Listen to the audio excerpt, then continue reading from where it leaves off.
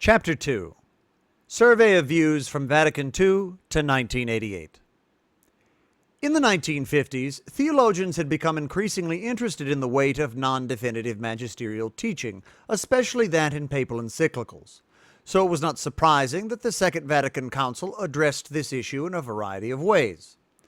During the 2 decades following the Council, most of the theological investigations of non-definitive authoritative teaching focused on determining the weight of the teachings of Vatican II itself.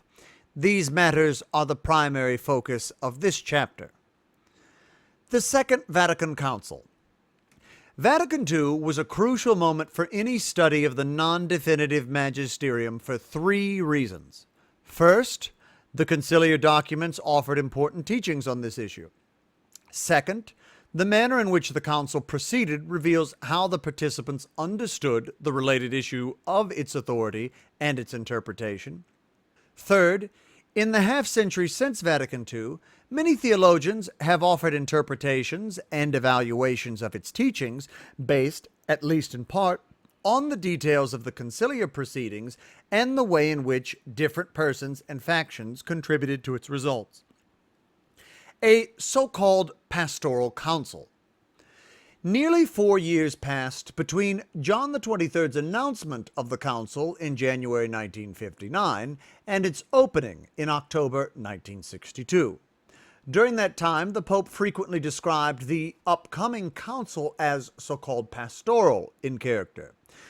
Pope John's opening address recommended, quote, the medicine of mercy and, quote, explanations rather than, quote, condemnations. But what did this mean in practice? In July 1959, Cardinal Domenico Tardini, the Secretary of State for the Vatican, explained that this meant that the Council would be more practical than dogmatic in character, more pastoral than ideological. It will provide norms rather than definitions. And indeed, the schemas prepared before the first session of the Council avoided anathemas and theological censures. A note attached to the first schema on the Church stated, "All of these things are set out in a pastoral style, lest a dogmatic text appear too juridical." As early as 1964, some Council Fathers who were unhappy with the direction Vatican II was taking began to argue that since this was merely a so-called Pastoral Council, its decrees would not be binding in the same way that a traditional council's decrees might be. Perhaps to rebut such views, Paul VI's speech at the opening of the third session in September 14, 1964, included the following reminder. The Council's task is to bring certain troublesome theological controversies to a close. Its task is to finally manifest to the faithful of the Catholic Church and our brothers and sisters from separated communities what is the true concept of the orders of the sacred hierarchy, of which it was said, the Holy Spirit has set up overseers, episkopos, to govern the Church of God, Acts 20:28, and indeed with a firm authority, cum auctoritate certa, which may not be called into doubt. Pope Paul was referring specifically to the debate about whether episcopal ordination was truly the highest form of the sacrament of holy orders, a matter that had been often debated in recent years and to which Lumen Gentium would ultimately give a clear answer. But more generally, he was asserting that Vatican II, despite its so-called pastoral character, was able to teach doctrine with authority, even ending debate on contentious issues. Similarly, in his speech at the last public session of the Council, Paul VI stated the following, "One thing must be noted here, namely, that the teaching authority of the Church, even though it was not wishing to issue definere extraordinary dogmatic pronouncements, has made thoroughly known its authoritative teaching on a number of questions which today weigh upon man's conscience and activity, descending, so to speak, into a dialogue with him, but ever preserving its own authority and force." Division of the Council into factions.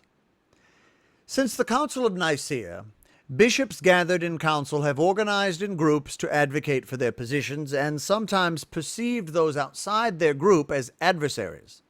In some cases, historians have named such factions for their theology, so-called iconoclasts, or for a theologian who inspired them, so-called Arians. The factions at Vatican II are more often referred to using contemporary partisan terms, such as progressive and conservative, or based on their relative strength when votes were cast, so-called majority and so-called minority. Regardless of which terms are used, the history of Vatican II is often related in terms of political battles. Take one example. The minority pursued its agenda relentlessly during the whole Third Period, and the Black Week was the conclusion of its persistent and consistent work. It used every possible procedural loophole to rein in the progress of the Council. It capitalized on the temperament of Paul VI to win little victories, etc. If the Black Week exhibited the commitment of the majority to its positions, it also showed how lax the majority had become. After winning the crucial battle of 1963, members of the majority did not watch out for their return of their adversary. The events of Black Week caught them off guard. Another example, this one from an author identifying with the minority. For a long time, it appeared as if the European alliance would have undisputed control over the Council. This could have proved unfortunate because power, be it financial, political, military, academic, or theological, has a way of being abused when a near monopoly is obtained over it. As the Council progressed, however, at least half a dozen organized opposition groups came into being and performed yeoman service by forcing the majority to take a closer and more careful look at the schemas before accepting them, etc. One of these groups was the International Group of Fathers, in Latin, Coetus Internationalis Patrum, which, together with the Roman Curia, was depicted as the epitome of conservatism, holding back the progressive elements in the Council. Although some theologians eschew political-sounding labels as divisive or inaccurate, such labels allow some stories to be told that would be otherwise impossible. At the same time, these labels are always limited in their utility, since Vatican II obviously did not consist of 2,000 so-called majority bishops with identical opinions on theological questions engaged in pitched battle with 200 so-called minority bishops similarly united in all their views. These points should be kept in mind, as some of the theologians who will be discussed in this dissertation see the majority-minority division as one important factor in weighing and interpreting conciliar documents. The evolution of the Dogmatic Constitution on the Church. As the First Vatican Council had been unable to complete a constitution of the Church, many people expected the Second Vatican Council to undertake this project. This constitution went through many stages. Here, only the development of the material regarding non-definitive magisterial teaching will be noted. In 1959, shortly after John XXIII announced his intention to summon a council, the newly formed Ante-Preparatory Commission invited all Catholic bishops, Catholic university faculties, and superiors of male religious orders to submit suggestions to the council's agenda. Several of the replies asked that the authority and extent of non-definitive church teaching be clarified. To take one example, the Jesuit Superior General Jean-Baptiste Janssens requested the following. It is desired that the extent and the authority of the Church's ordinary magisterium be more precisely delimited, and that the reverence and obedience, including internal obedience, owed to it, be emphasized. Also, it is desired that the weight of dogmatic definitions be emphasized. Such definitions are indeed capable of being improved, but they are not irreformable and do not evolve from one sense to another. In the meantime, many in the Roman Curia were proceeding on the assumption that they would be setting the agenda for the council. Sebastian Tromp, Society of Jesus, the secretary of the Preparatory Theological Commission, proposed that the council begin with the bishops all assenting to a new profession of faith. Tromp drafted this text and presented it to the commission. Two of its paragraphs addressed the assent due to teachings of the Magisterium thus: "Also, I firmly accept each and every doctrine that the unerring Church has defined by a solemn judgment or has asserted and declared by the ordinary and universal magisterium, especially those things which oppose the errors of these times. Likewise, I profess, without doubt, all the remaining doctrines defined and declared by ecumenical councils, particularly the Sacred Synod of Trent and the First Ecumenical Council of the Vatican, especially the jurisdictional primacy and infallible magisterium of the Roman Pontiff, and in the same way I condemn and reject those things that are condemned and rejected by these councils and by encyclical letters, particularly Pascendi and Humani Generis. However, when this was presented to the Central Preparatory Commission in November 1961, there were numerous objections. In particular, several members pointed out that this text appeared to conflate the authority of papal encyclicals with the authority of conciliar definitions. Ultimately, this entire project was abandoned. The Second Vatican Council opened on October 11, 1962. In November, the first draft of the Schema de Ecclesia, prepared by the Theological Commission, was distributed to the bishops. The seventh chapter, sections 28 to 35, dealt with the teaching office of the Church. Section 28 described the theological foundations of its authority. Section 29 described its object, including the extent of the secondary object of infallibility. Section 30 described the subjects who exercise this authority, beginning with the Pope's authority to teach matters definitively and infallibly.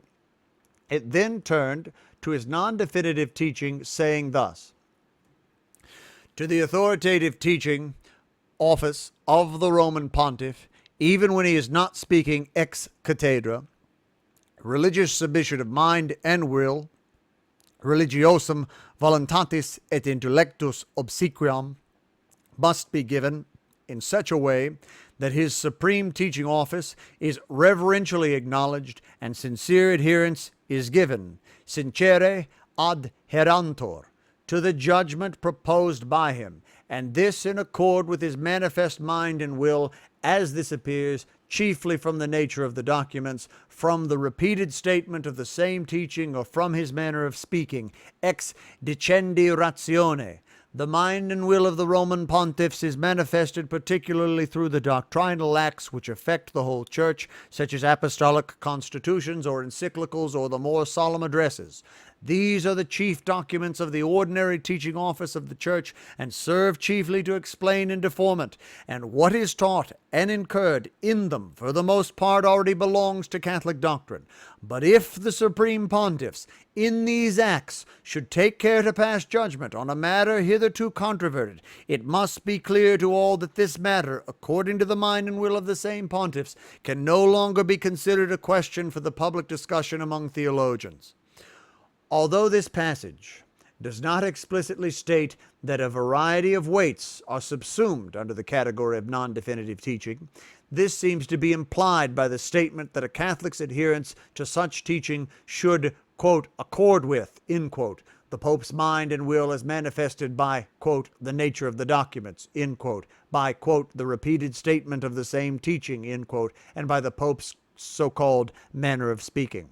For such criteria do vary from one instance to the next. The final sentence is taken almost word for word from Humani Generis, with one change. Whereas Humani Generis had forbidden so-called free or so-called open debate, liberare discipitationis, in such matters the conciliar schema merely forbade so-called public debate, publicae discipitationis. Chapter 7 of the schema went on to state that the teaching of an individual bishop should be received by his subjects with inner and religious assent of the mind, interiore religiosque animi assensu, and that the teaching of Roman congregations should be received with a religious and inner assent of mind, religiosa et de se interior mentis adhesio. Moreover, theologians also enjoy their own doctrinal authority in the Church. Even though this differs from that of bishops, it must be honored by the faithful, especially when theologians exhibit moral unanimity on some issue. Therefore, no one may dispute the common consensus of theologians unless they have serious and truly proven reasons to do so. And if a theological consensus has been long-lasting and has associated a theological censure with the contrary opinion, no one can disagree with their conclusions without temerity. Nowhere in this schema was there any discussion of non-definitive teaching by ecumenical councils. This schema proved unacceptable to many of the council fathers. Several bishops and their periti began circulating documents suggesting alternatives, ranging from minor changes to a complete overhaul of the document. Cardinal Leo Joseph Stuenens, Archbishop of Melun in Brussels, asked Gerard Philips, his peritus, and a professor of theology at the University of Louvain, to work on this project. And between November 1962 and February 1963, Philips produced at least 4 distinct but related documents in Latin and French.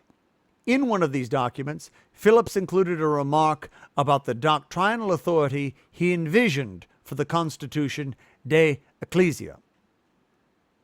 The Constitution is an act of the extraordinary and universal magisterium, but it does not intend to impose any infallible and irreformable doctrine except with regard to those portions of the document where such an intention is clear.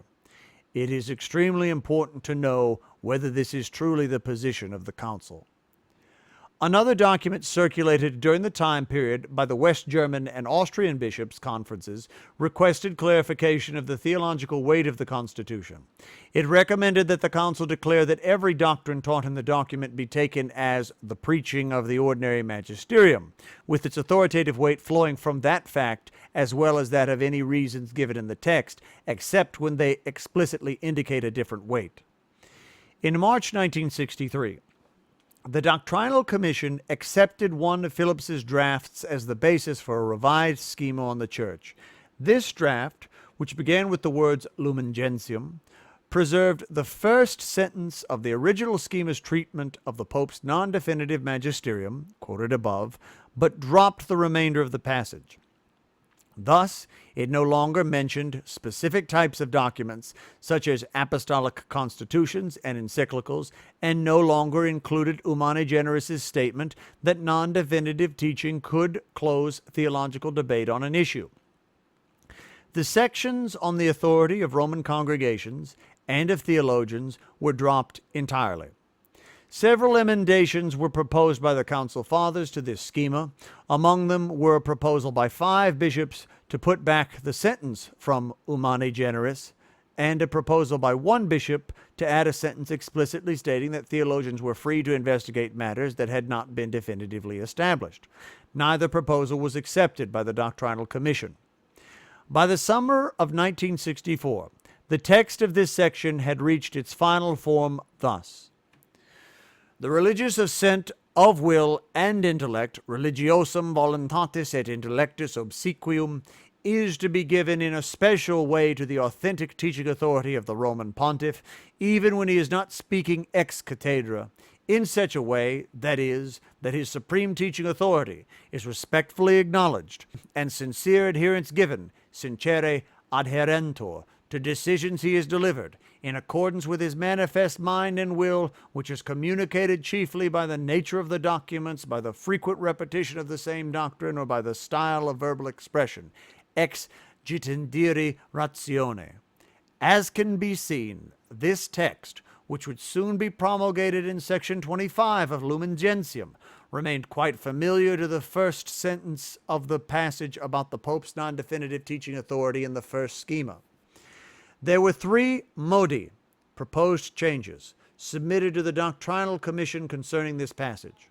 Although none of them resulted in changes to the text, the Commission's response to them is informative. The first, submitted by 3 bishops, requested that Lumen Gentium address the case, at least theoretically possible, of a learned person who is unable to give internal assent to an authoritative but not infallibly proposed doctrine. The Commission indicated that this case was adequately discussed in the so-called approved theological texts, end quote.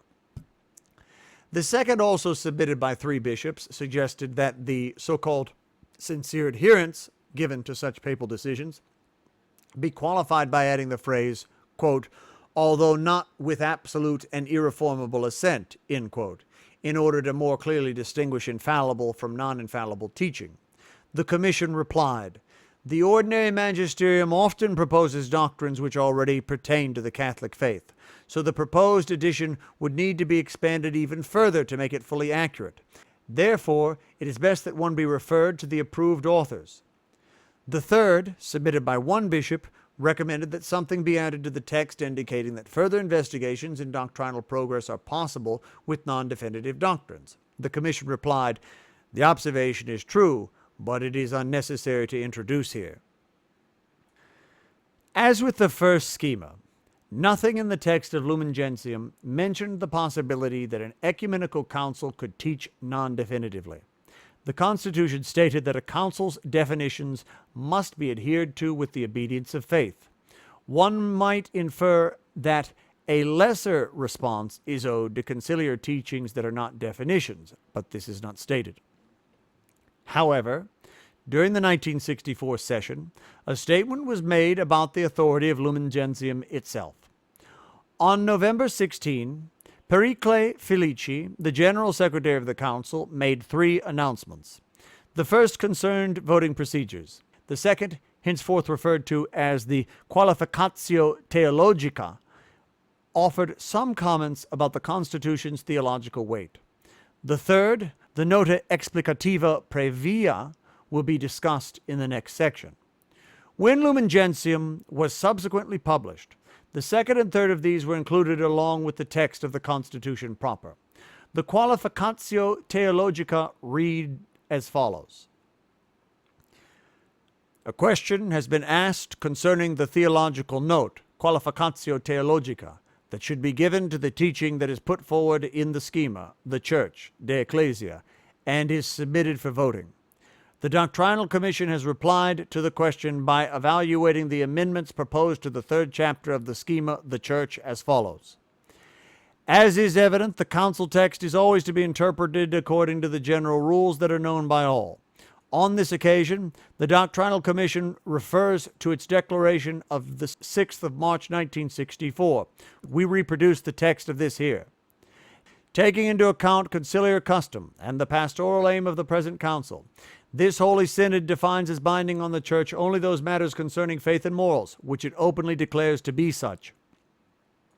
The other matters which the Synod puts forward, as the teaching of the Supreme Magisterium of the Church, each and every member of the faithful should accept and embrace according to the mind of the Synod itself, juxta ipsus si synodi mentum, which is clear either from the subject matter or from the way it is said, ex citende ratione, in accordance with the rules of theological interpretation. Despite the presence of some vague terms, this text gives some valuable directions for how Lumen Gentium, and indeed all the documents of Vatican II, are to be weighed. The language is similar to that used in Lumen Gentium 25 for the weighing of a papal teaching, that is, both indicate the need to determine the so-called mind of the writer, which was revealed in several ways, including from the style of verbal expression, ex dicendi ratione. The Qualificatio Theologica may be the first official text from Rome to state unambiguously that an ecumenical council can teach authoritatively without teaching definitively. It is less certain whether the Doctrinal Commission was presenting its view regarding Vatican II alone, or whether this reveals its understanding of previous councils as well. The reference to the pastoral aim of the present council might suggest the former, while the reference to conciliar custom might suggest the latter. The reference to the rules of theological interpretation suggests that there is nothing novel in this declaration, but as we saw in Chapter 1 of this dissertation, the rules for weighing and interpreting non-definitive teachings in theological manuals and other such writings prior to 1962 specifically dealt with papal teachings. Perhaps the best interpretation of the last phrase of this text is this: the traditional rules used for weighing and interpreting non-definitive papal teachings apply also to non-definitive conciliar teachings. The value of the Nota Explicativa Praevia. Episcopal collegiality was one of the most contentious issues at Vatican II. The most conservative view held that while a bishop's power of orders was bestowed through the sacrament of holy orders, his power of jurisdiction was delegated by the Pope, who alone possessed supreme authority in the Church. The most progressive or liberal view held that even though the Pope could exercise supreme authority, he did so as the head of the College of Bishops, and therefore, in some sense, the College of Bishops was the sole subject of juridical authority in the Church. A more centrist view held that there were two distinct, although not separable, subjects of supreme power in the Church, one being the Pope and the other being the College of Bishops, united to the Pope as its head. Chapter 3 of Lumen Gentium was drafted by those who held the centrist view. However, there were many on the conservative side who felt that Lumen Gentium's language was too ambiguous and could be interpreted too liberally. Some of the conservatives worried that this ambiguity had been intentional, and that once the council was over, the text could be used to defend a position that had not been intended by the majority of the council fathers. On November 1964, several of them made their views known to Pope Paul VI, and either because he shared their concern or to assuage their worries and thus work towards unanimity, he agreed that some points should be clarified. At this late date, few wanted to revise the text itself, so a simpler method of clarification was sought. One proposal was that someone give an oral presentation clarifying the meaning of the terms used. The relationes given by Bishops Zinelli and Gasser at Vatican I were pointed to as precedents for this method. Others preferred a written document produced by the Doctrinal Commission.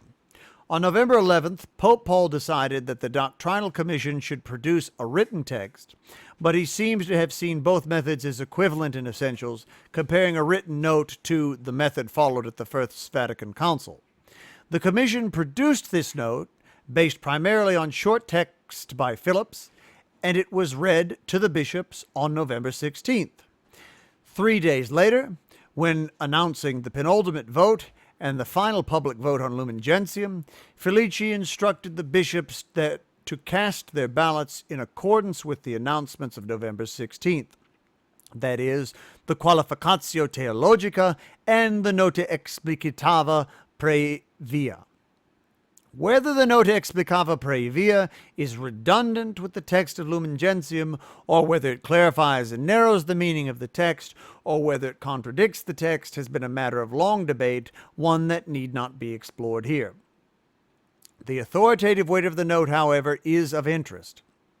Louis Tegel writes thus: another important question concerns the weight that must be attributed to the NEP. Many theologians and commentators, he cites Ratzinger, Parente, Semmelroth, are of the opinion that the NEP is not part of the Constitution because it was not voted on nor approved by the Assembly. The object of the vote was the text of De Ecclesia, for which nothing could substitute. Bishop Carlo Colombo, however, addresses it to the same value as Lumen Gentium, to which it constituted a morally necessary clarification coming from pontifical authority. Wilhelm Bertrams also considered the NEP the Council's official interpretation of collegiality because Lumen Gentium was voted on and promulgated according to the census provided by the NEP. For Anito Acerbi, the NEP remains a document of the Doctrinal Commission which provided accessory reasoning to support a certain interpretation of the text, but was neither binding nor approved by a vote of the Council. In addition, the process by which the Nota Explicativa Previa was created reveals much about the value attributed to Zellner and Gassier's Vatican I Relationes by the Pope, bishops, and periti at Vatican II.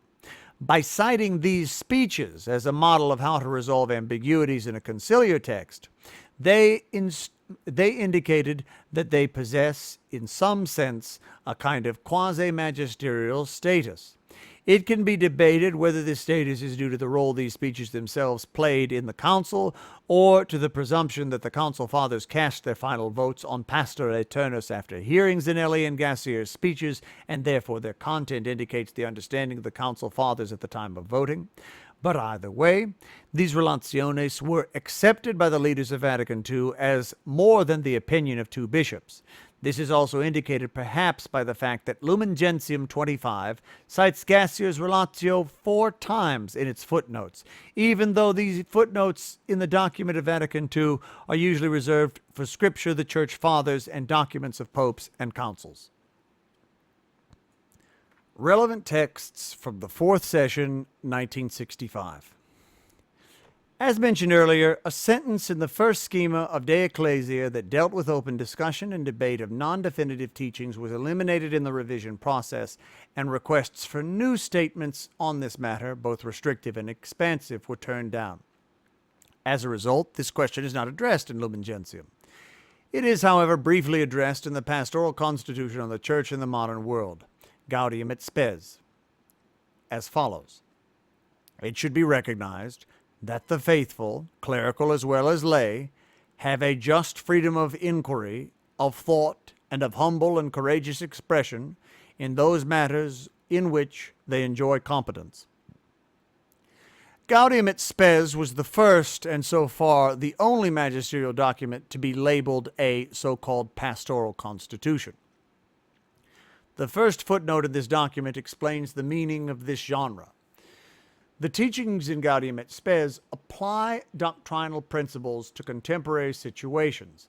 Therefore, while this constitution is not purely doctrinal, it is nonetheless dependent on principles of doctrine. It is divided into 2 parts. The first part, so-called, develops doctrines concerning humans and the world they live in, while the second part focuses on questions and problems which seem particularly urgent today. These facts affect the interpretation and weight of the document's contents, which should therefore be interpreted according to the general norms of theological interpretation and with due regard, especially in the second part, for the naturally changing circumstance of the matters treated. Indeed, the second part comprises material subject to doctrinal considerations, which contain both permanent and transient congentibus features. This distinction between permanent and contingent features would be expanded upon by the document Donum Veritatis in 1990, as will be discussed in the following chapter. On November 15, 1965, when the Council was nearing the conclusion of its debates on Dei Verbum, its other dogmatic constitution, the question of weight was raised again. This time, the Doctrinal Commission simply restated what it had said 1 year previously, repeating the Qualificatio Theologica of 1964, word for word. Statements by periti. Several of the theological experts at Vatican II, including some who worked on Lumen Gentium, published articles and even diaries during and immediately after the councils. In this section, some of these will be examined. Gerard Phillips. Gerard Phillips was born in 1899 and became a priest in the Diocese of Liège, Belgium. He received his doctorate at the Gregorian University in 1925. He taught at the Minor Seminary of Saint Trudin and the Major Seminary of Liège before becoming a professor of dogmatic theology at the Leuven Theological Faculty. He was appointed to Vatican II's Preparatory Theological Commission and in 1963 became Vice Secretary of the Theological Commission. As mentioned earlier, his draft document became the basis for Lumen Gentium. In addition, Phillips served as a senator for the Flemish Christian Democratic Party, CVP. He died in 1972. Phillips sees the Qualificatio Theologica of November 16, 1964, as a refutation of those who minimized the authority of Lumen Gentium as so-called merely pastoral directives. The theological qualification indicates that while the Constitution did not contain dogmatic definitions, its contents must be considered as constitutive elements of the doctrine of the supreme magisterium of the Church. This means that they are a most solemn exercise of the magisterium, giving the highest possible degree of certainty short of an infallible declaration. Phillips expresses a generally favorable attitude towards the Nota Explicativa Previa. In a commentary on Lumen Gentium, written in 1966, Phillips stated that while the Nota contains a more detailed treatment of some points than does the Dogmatic Constitution, it does not go beyond what is asserted there. He says that the turmoil in the last week of the third session on other matters bled over into the reaction to the Nota, which was therefore not judged with all desirable objectivity. Yet the Nota is in full agreement with the 5 provisional questions that the bishops voted on directly in October 1963. Indeed, the agreement is exact and obvious. Phillips closes on an ironic note, arguing that Pope Paul's intervention and the Nota were intended to ease the last scruples of the hesitant, and in this they succeeded, as only 5 council fathers voted against Lumen Gentium in the final voting. Therefore, Phillips argues it is impossible to speak of winners and losers, terms which are in any case quite out of place in speaking of a council. However, Phillips was not enthusiastic about every aspect of the Nota. One of the purposes of Gasser's Relatio in 1870 was to explain how the Doctrinal Commission had chosen to respond to each of the modi, proposed amendments, submitted by the bishops, and their reasons for doing so. Phillips saw the purpose of the Nota as being the same. Originally, the Nota began with the following words, thus, "The Commission has decided, as an aid to the reader, to set forth the following general observations as a preface to the resolution of the modi." However, shortly before the Nota was presented to the Council, the words, "as an aid to the reader," were deleted.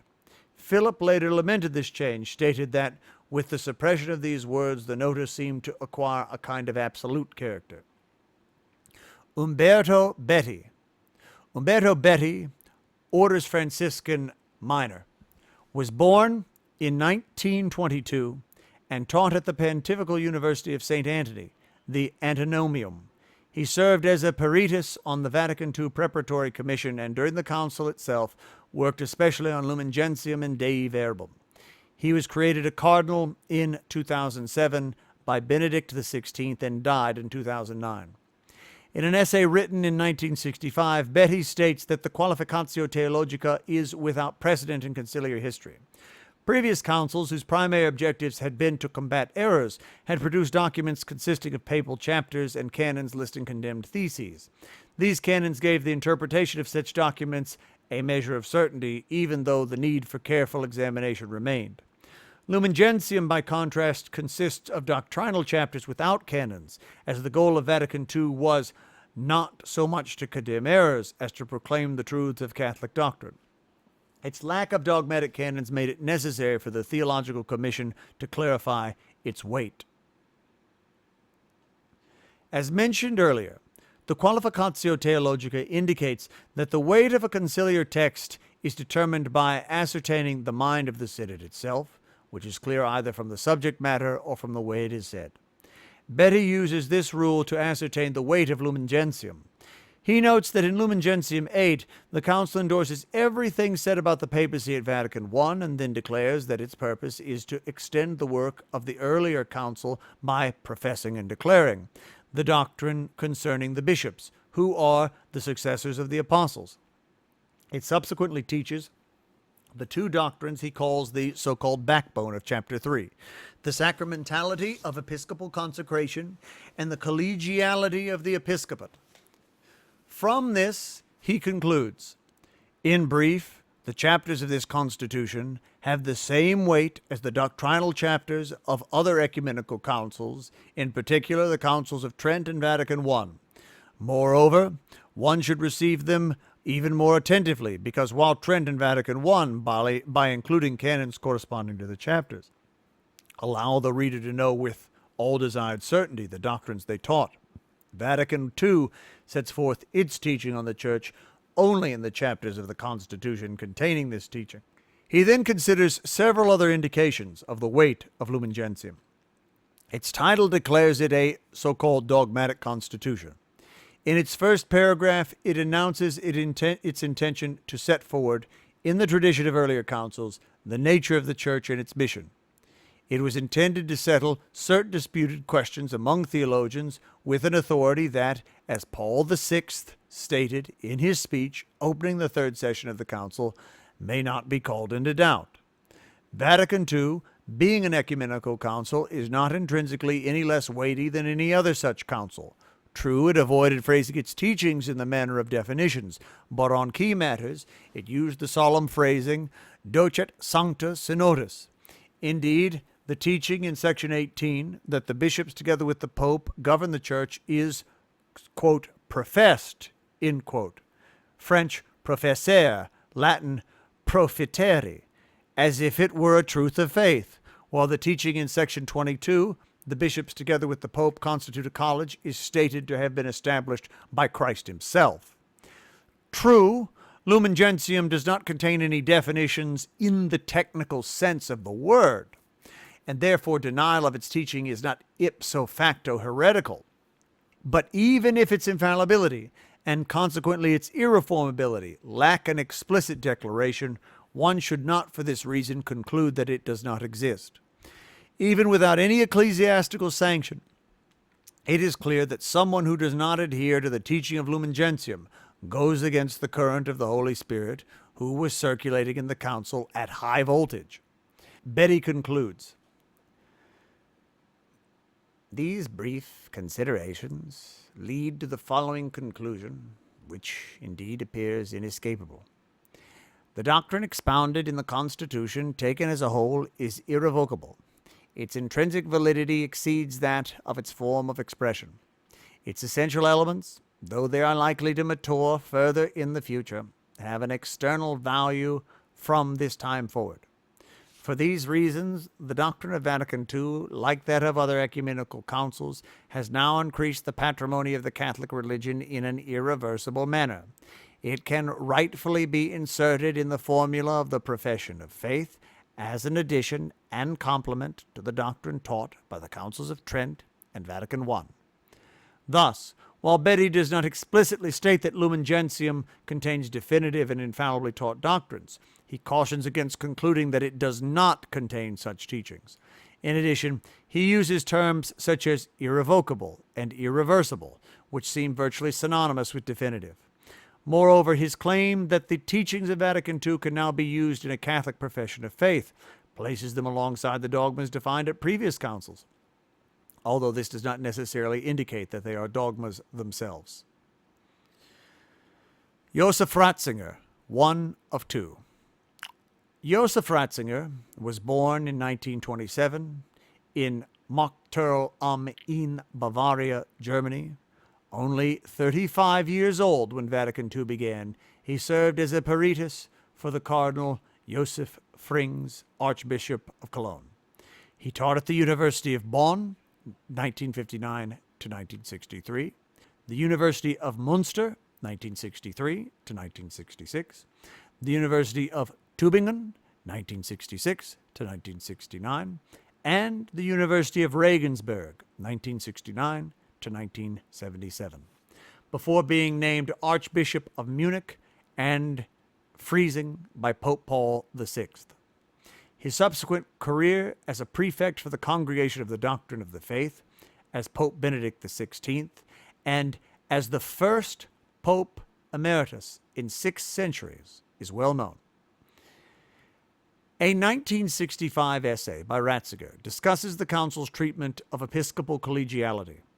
The final section of this article concerns the Qualificatio Theologica.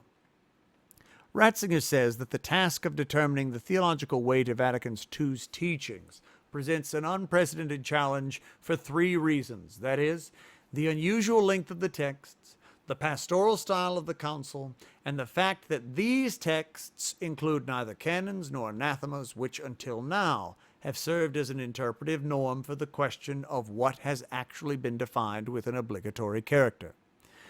To determine the theological qualification of Lumen Gentium's teaching on the collegiality of bishops, Ratzinger considers the following data. Lumen Gentium is entitled a Dogmatic Constitution, a fact which is even more significant because an attempt by some fathers to delete the word dogmatic from the title was rebuffed. True, the text is pastoral, but this does not exclude the teaching of doctrine. Rather, as in Scripture itself, doctrinal and pastoral concerns are intermingled. Indeed, this intermingling is constitutive of the so-called literary genre of these texts. Even for previous conciliar texts written in a traditional conciliar genre, it is often more difficult to determine what exactly is binding than many theologians claim. He then looks at the Qualificatio Theologica issued in November 1964, which consists of 3 items. First, the Council proposes nothing as the object of divine and Catholic faith unless expressly stated. This is not the case anywhere in the text we have analyzed, Numbers 19 through 22 of Chapter 3 of the Constitution. Therefore, they contain no new dogma. He says that the assertion of the sacramentality of the episcopal office most nearly approaches being a dogma because of the solemnity of the introductory words, "This sacred council teaches." But even it should not be considered a dogma, for the text does not state that this doctrine is part of the apostolic deposit of faith, nor that it be received with the assent of faith.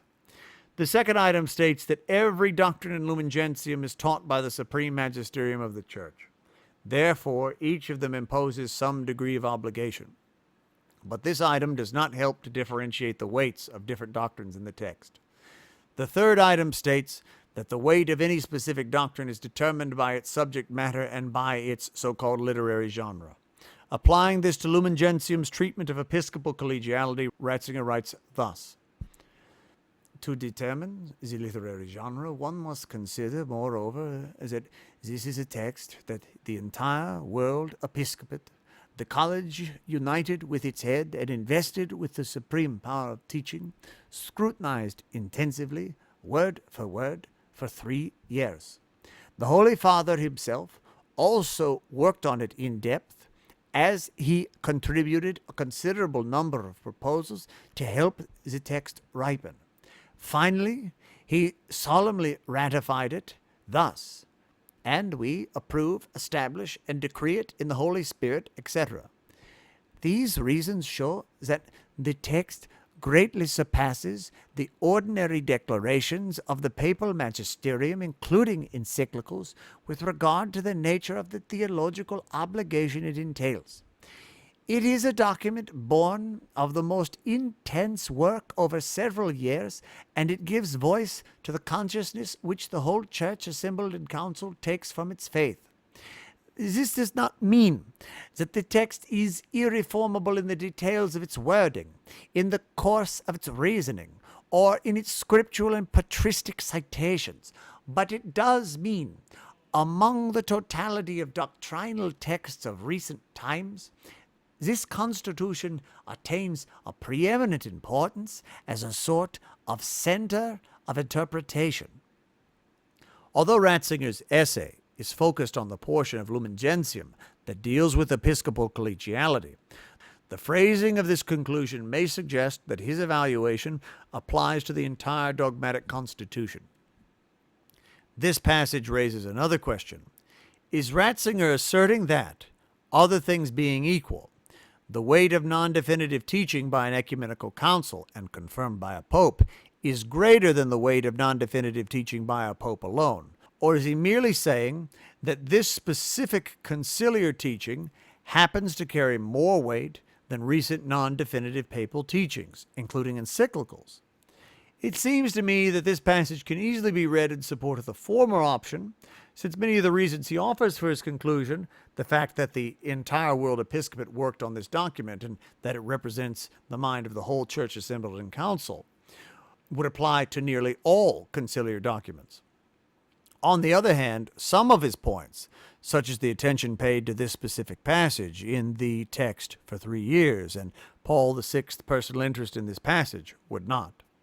Although his strong wording has similarities to that in Betty's 1965 essay, Ratzinger distanced himself from Betty's evaluation in an essay published the next year. In this essay, Ratzinger refers to so-called two schools of thought, which existed during the third session and continued after the council. One of these schools he calls the minimalists, those who refuse to accept any new doctrinal teachings from the council, deeming it a merely so-called pastoral affair. The other school is represented by Betty's essay, which raises most of the council's declarations practically, though not technically, to the status of dogmas. Between these extremes, Ratzinger prefers a middle way, represented by the passage quoted earlier from Pope Paul VI's speech of December 7, 1965. A view, he says, is beyond doubt shared by most of the Council Fathers. According to this middle way, even though the Council has laid down no new dogma on any subject, it has nevertheless taught doctrines in a binding manner. Its texts, according to their literary form, have serious claim upon the conscience of Catholics, their pastoral dispositions are based on doctrine, and their doctrinal passages are suffused in concern for men and for a Christianity of flesh and blood in the world of today. After each council session, Ratzinger published a small book containing his perspectives and comments on the council and its results. A passage in the book dealing with the fourth and final session shows his perspective on the relative weights of the two portions of the same conciliar text. Dignitatis Humanae, the Declaration of Religious Freedom, consists of an introduction and 2 chapters.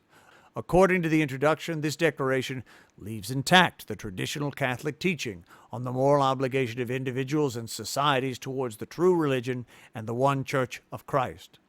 Yet Ratzinger holds that the chapters of this document contain something new, something that is quite different from what is found, for example, in the statements of Pius IX and Pius XII. Rather than attempting to harmonize the introduction statement with the remainder of the text, Ratzinger seems to dismiss it, writing, "It would have been better to omit these compromising formulas from the introduction, or to reformulate them in line with the later text. The introduction changes nothing in the text's meaning. Therefore, we need not regard it as anything more than a minor flaw." From the way he contrasts the introduction with the text, and then dismisses the former, I infer that Ratzinger considers the introduction to Dignitatis Humanae to have much less weight than its 2 chapters. Yves Congar, one of 2. Yves M.J. Congar, Order of Preachers, was born in Sedan, France in 1904. He taught at Les Salles from 1931 to 1939. He spent 5 years as a prisoner of war and then returned to Les Salles until 1954. During the 50s, some of his work was criticized by the Holy Office, and he was forbidden to teach or publish, a situation which ended only when John XXIII named him to the Council's Preparatory Theological Commission in 1960. He was one of the most prolific contributors to the documents of Vatican II. Congar was created a cardinal by John Paul II in 1994 and died the following year. In a work published the year that Vatican II opened, Congar discussed various aspects of the theology of the Magisterium. Much of his treatment is similar to that of other theologians of this era, as discussed in Chapter 1. One notable point is that Congar states that the bishops dispersed throughout the world can not only teach definitively, but they can also teach at lower levels of authority. Thus, if the worldwide episcopate unanimously teaches that a certain doctrine is proxima fidei, or temeria, or probabilis, theologians must accept that this theological note does in fact apply to this doctrine. During the third session of Vatican II, Congar strongly lobbied for Gerard Phillips to give an oral presentation on the meaning of episcopal conciliarity, along the lines of Zanelli and Gasser at Vatican I. In an essay published in 1965, Congar discussed the theological weight of Lumen Gentium. He stated that the Council had not defined any dogmas in the strict sense of the word, but then seemed to waver on this issue. The only passage in the Dogmatic Constitution on the Church that could be considered a genuine dogmatic declaration is the one concerning the sacramentality of the episcopate. In effect, it terminates the debate on the question discussed freely up until now among theologians. But then Conger points out the lack of emphatic, repeated, and solemn formula that traditionally accompany definitions, which would seem to be necessary for a dogmatic definition at Vatican II in light of the Qualificatio Theologica. Even so, he continues to be ambivalent on whether this doctrine is being taught definitively. The verbal expression is not that of a dogmatic definition, yet the matter is very important. Its place in the doctrine of the episcopacy is so decisive that it is hard to see how the Council would not have rendered a definitive judgment here. But certainly this is the only case of the kind. His reasoning here utilizes the premise that, other things being equal, a magisterial teaching that attempts to settle a disputed question carries more weight than one that does not. He then discusses the weight of other teachings in Lumen Gentium.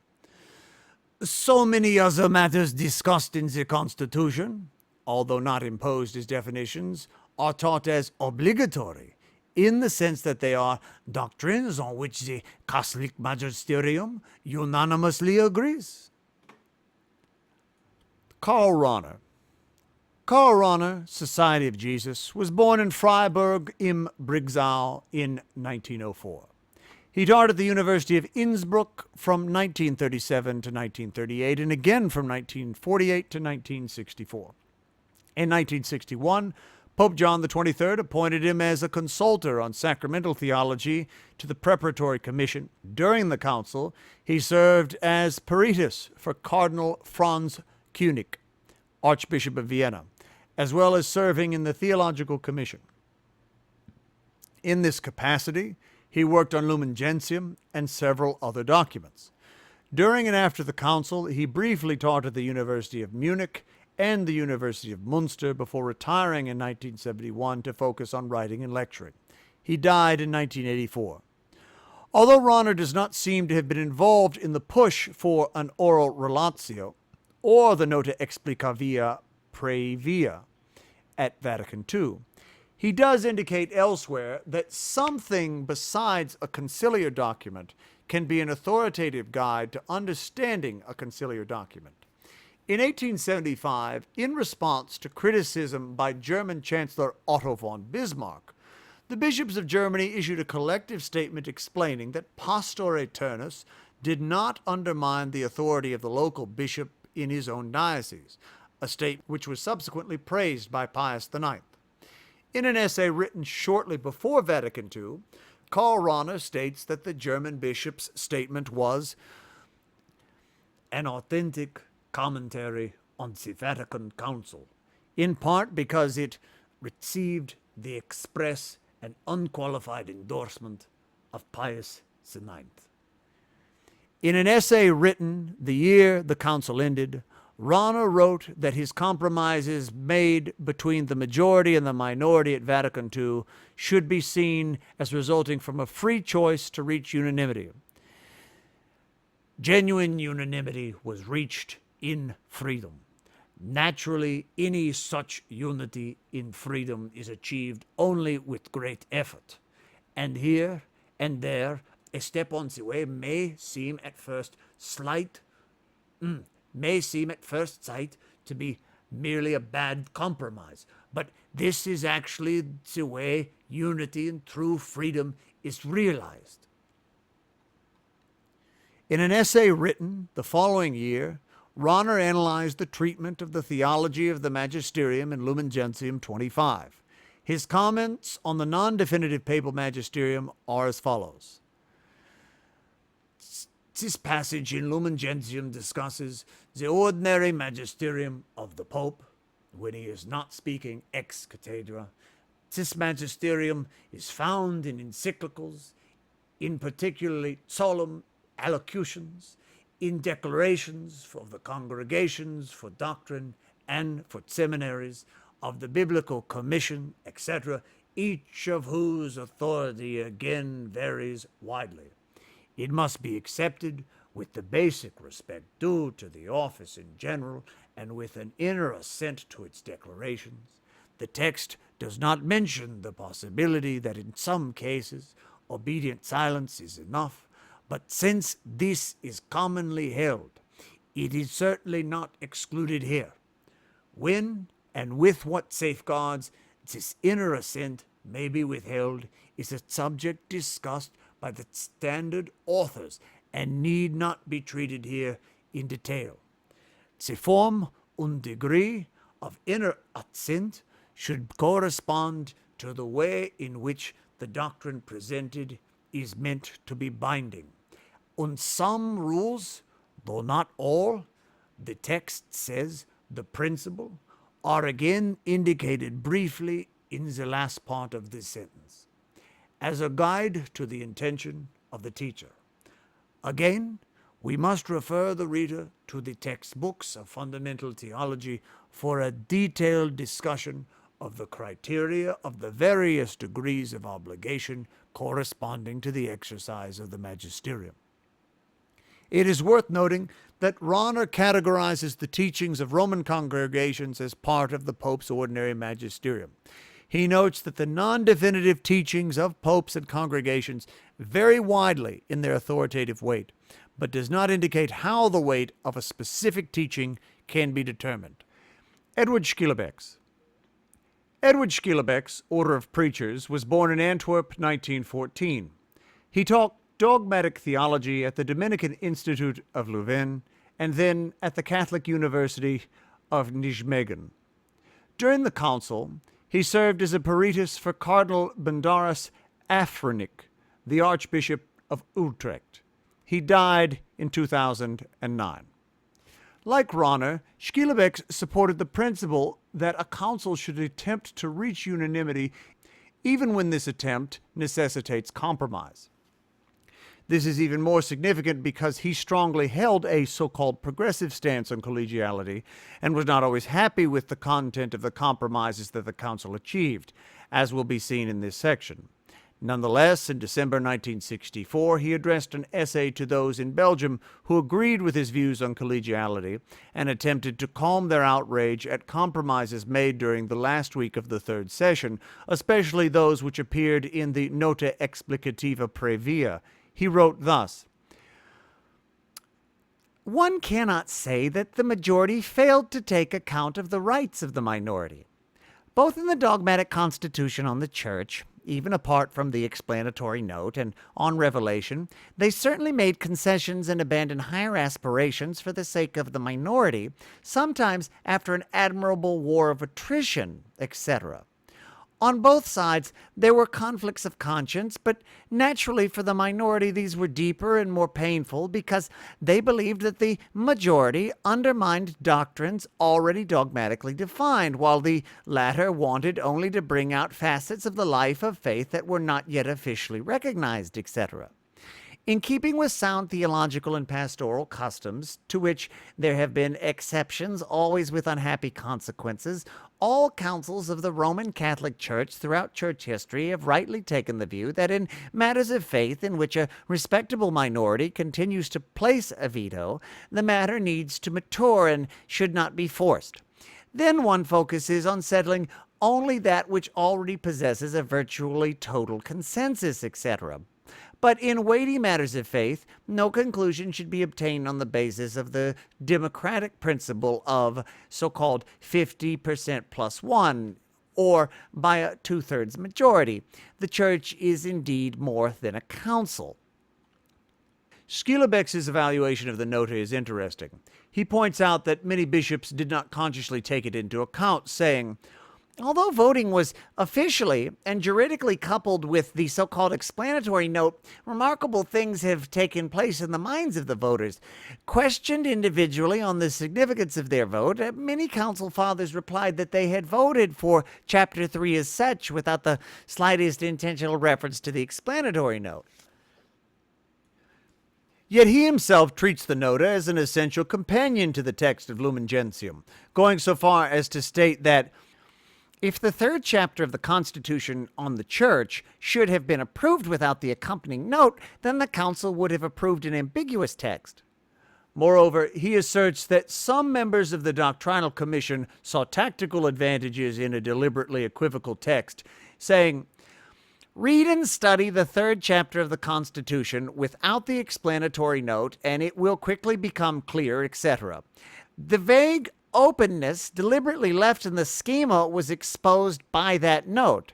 By carefully reading the two texts, this invariably becomes more evident. That is, the note stresses what the Constitution itself says, but without the diplomatic vagueness in which the text was shrouded.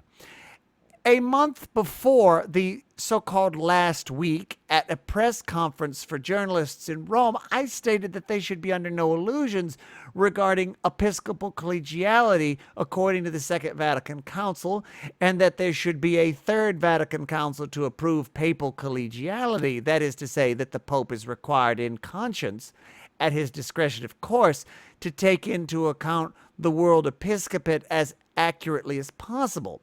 Even so, bishops and theologians were talking about collegiality in a sense that is nowhere reflected in this schema. But the minority, who were not stupid either, understood well that this diplomatic vagueness in the schema was to be interpreted after the council in the widest possible sense, although the Doctrinal Commission had not expressly intended nor formulated this in the text itself. The minority was not against collegiality as literally formulated in the text, but against the optimistic perspective that the majority of the Doctrinal Commission wanted to let resonate therein, deliberately vague and somewhat too diplomatically, without articulating it in the text. Even Congar had long ago objected to a conciliar text deliberately kept vague so that it can be interpreted equivocally. A theologian from the Doctrinal Commission, to whom I had already complained about the so-called minimalism on papal collegiality during the second session, told me reassuringly, "We say it diplomatically, but after the council we will draw the implied conclusions." I found this to be unfair then, and indeed did not believe in such a conciliar interpretation, whereby one group of voters would take no notice of papal collegiality and the other group would imply it.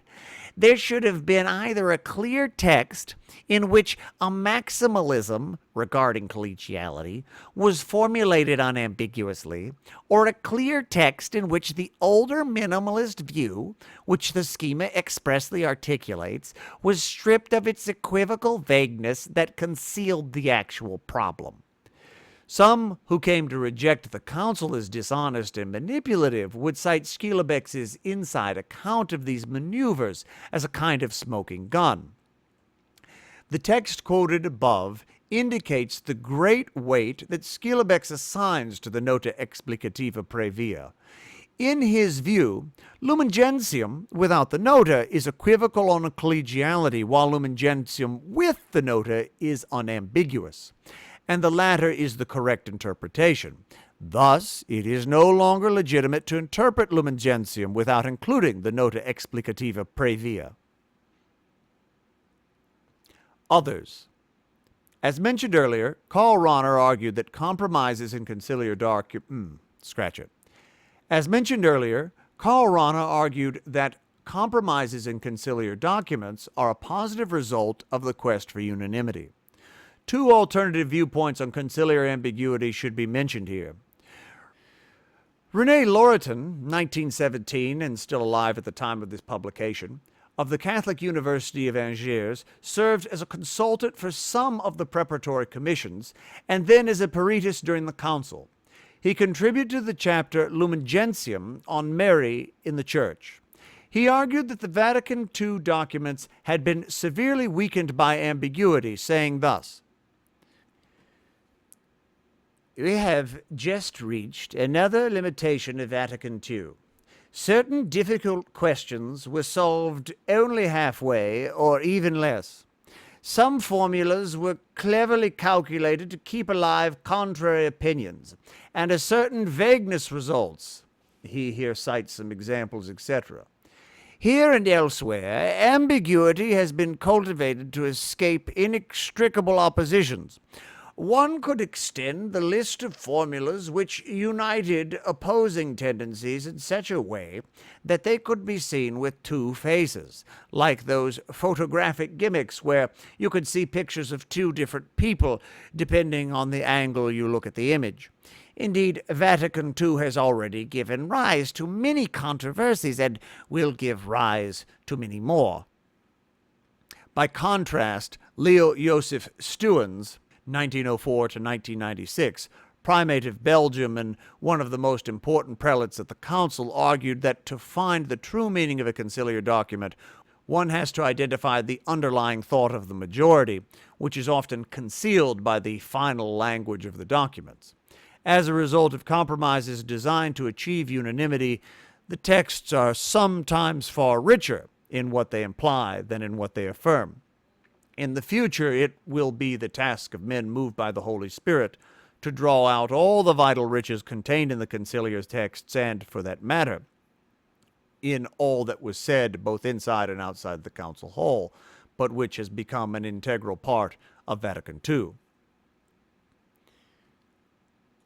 Vatican and Episcopal Documents, 1966 to 1988.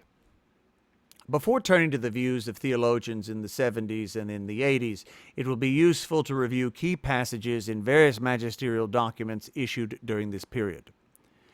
Statement of West German Bishops, 1967. In September 1967, the Secretariat of the German Bishops' Conference representing West Germany printed a statement regarding how Catholics were to respond to magisterial teachings.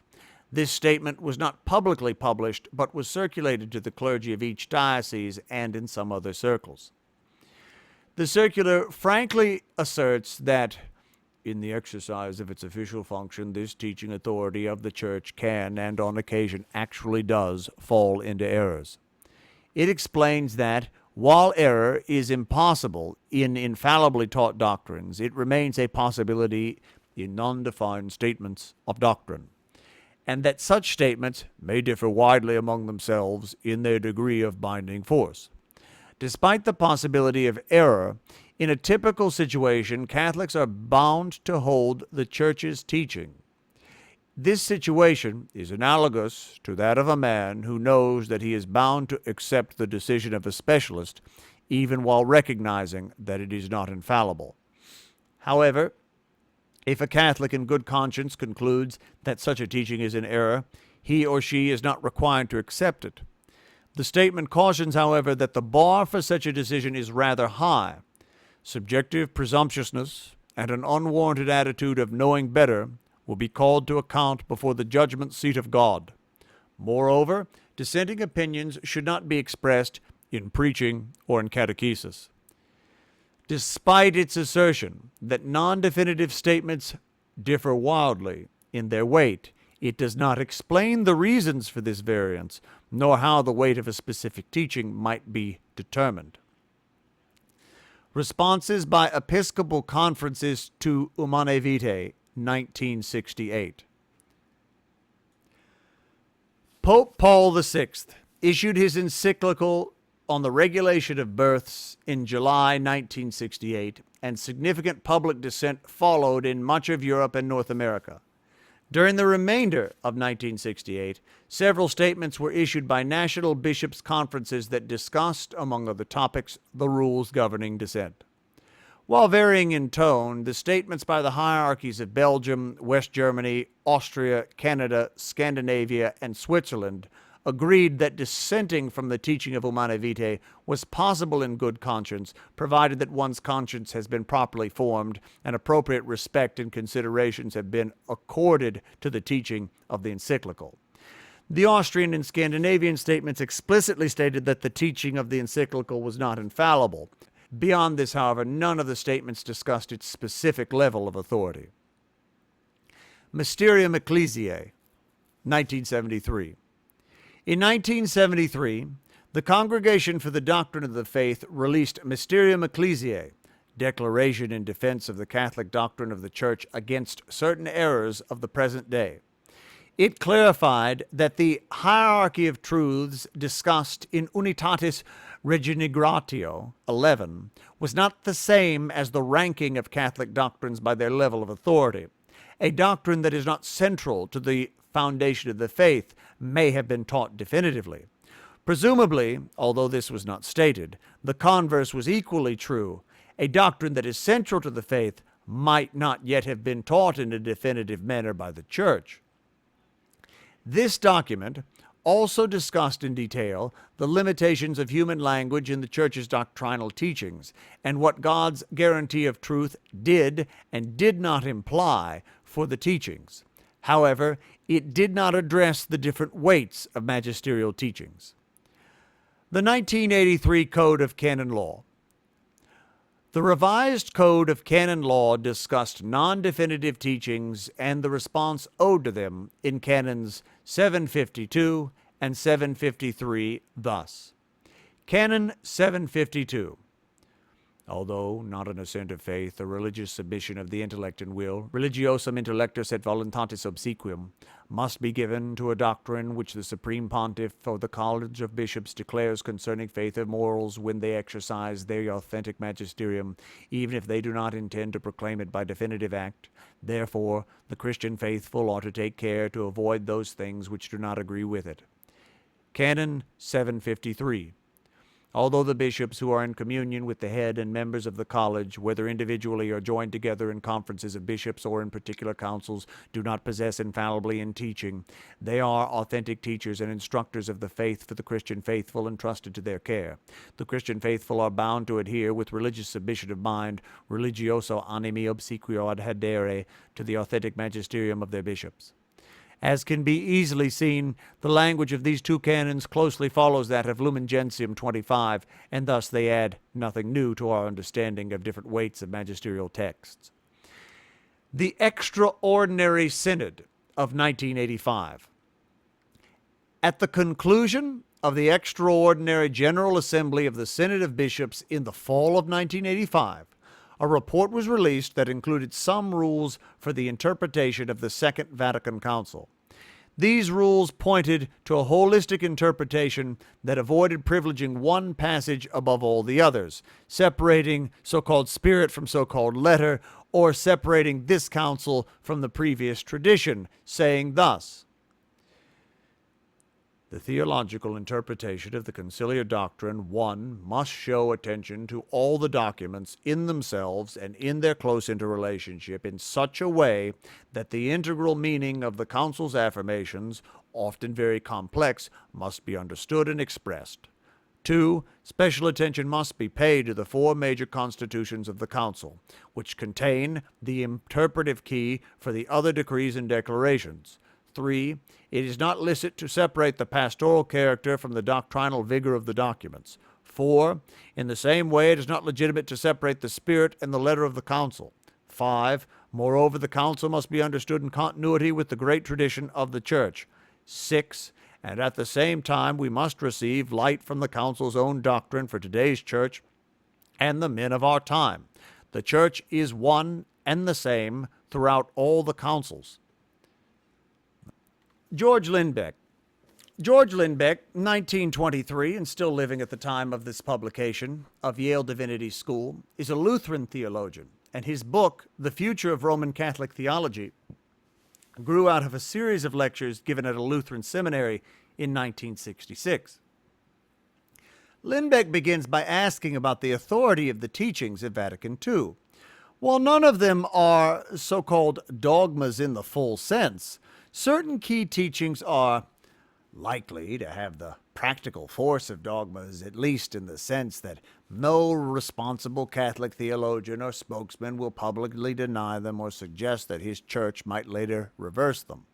In this category, he includes the Council's decisions in favor of religious liberty, of the sacramentality and collegiality of the episcopacy, and of the so-called general priesthood of all believers.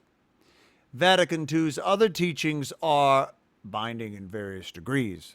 Their weights are affected by several factors, such as the distinctions between dogmatic constitutions, other constitutions, declarations, and decrees. But the factor which most interests Lindbeck is the distinction between old and new. The conciliar documents are often ambiguous, even deliberately ambiguous, in passages which resulted from compromises between old and new positions. This leaves them open to both rigidly conservative and radically progressive exegesis. To Lindbeck, the new passages are the most important. He offers two reasons for this. First, the newer theology was the fruit of the conciliar majority. Second, the history of past councils and doctrinal pronouncements reveals that their impact resulted from the novel aspects of their teaching.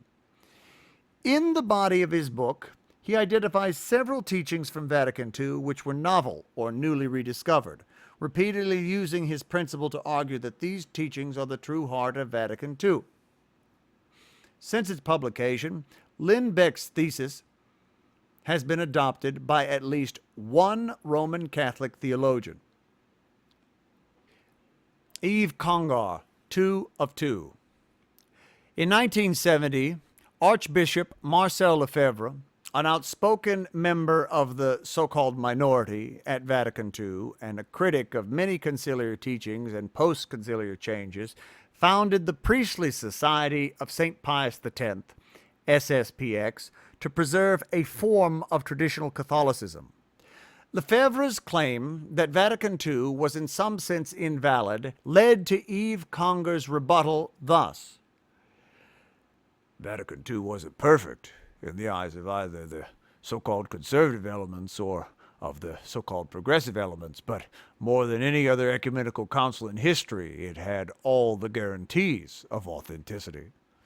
Congar points out that Vatican II included bishops from the whole Catholic Church, that the progressive majority made many concessions to the conservative minority, and that the final votes were nearly unanimous. Indeed, Lefebvre himself voted yes on the final versions of most of the documents. Thus, Vatican II was far more heedful of its minority, which was conservative, than Vatican I had been.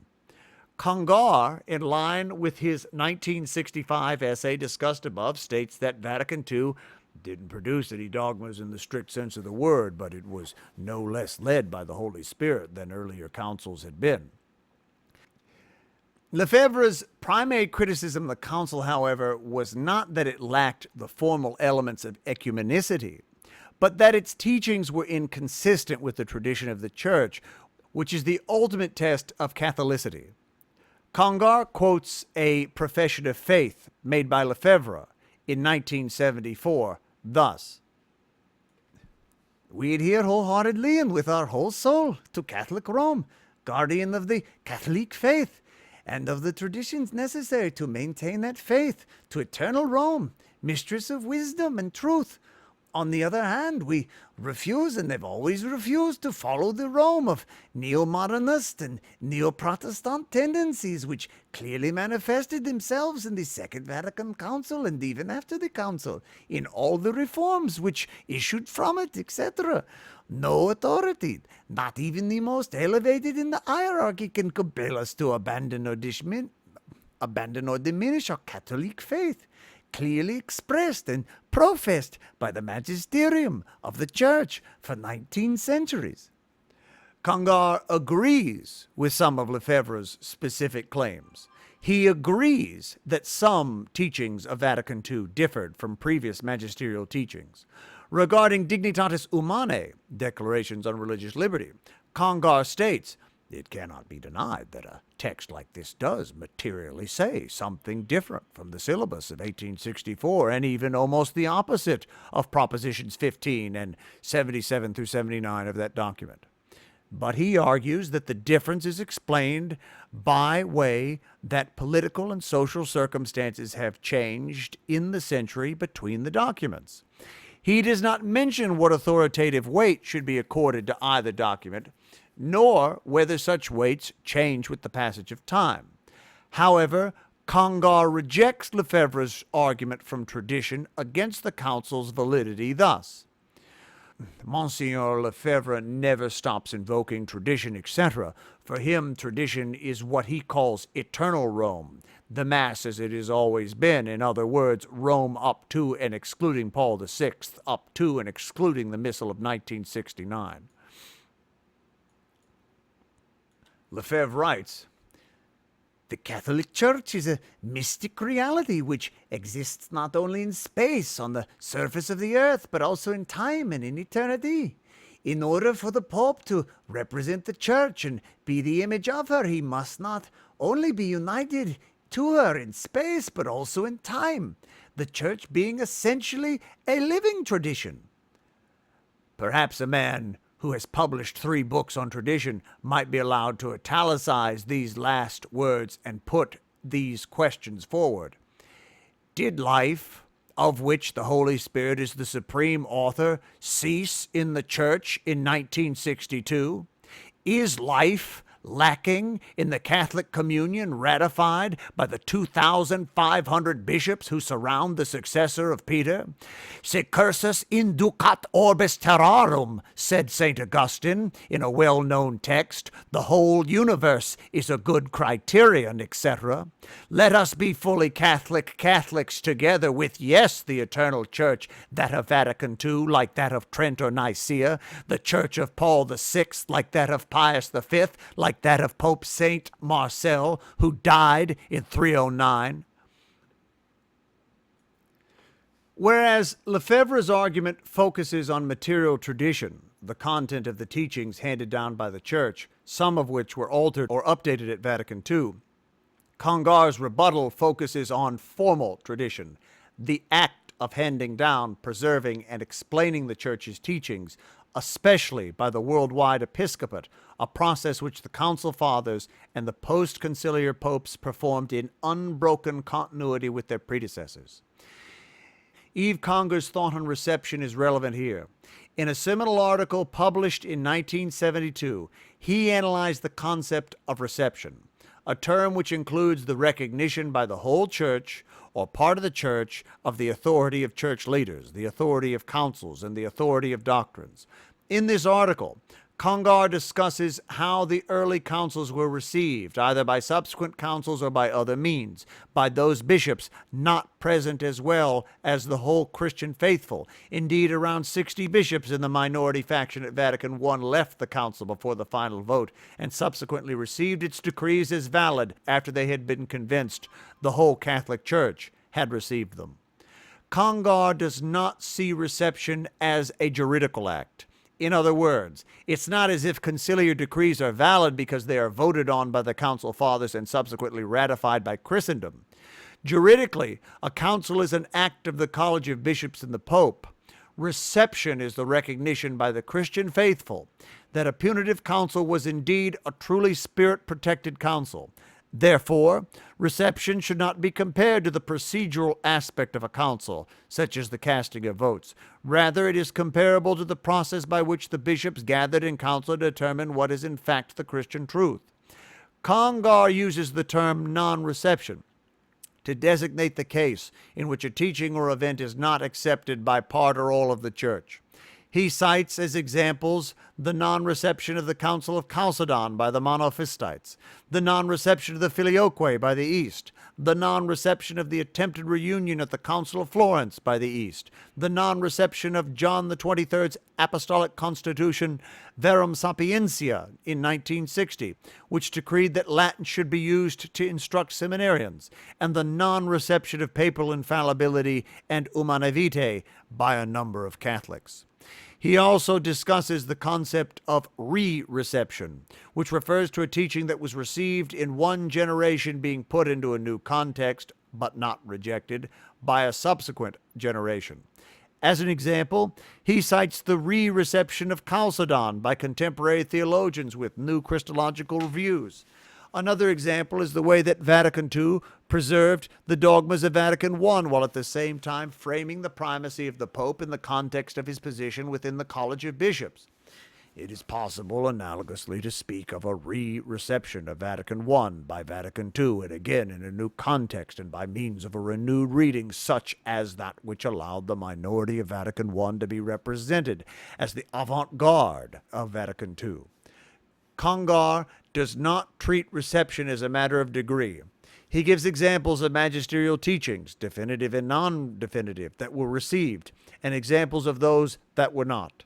But he never suggests that a teaching might be partially received, or that the weight of a teaching can be altered from one positive value to another by its reception.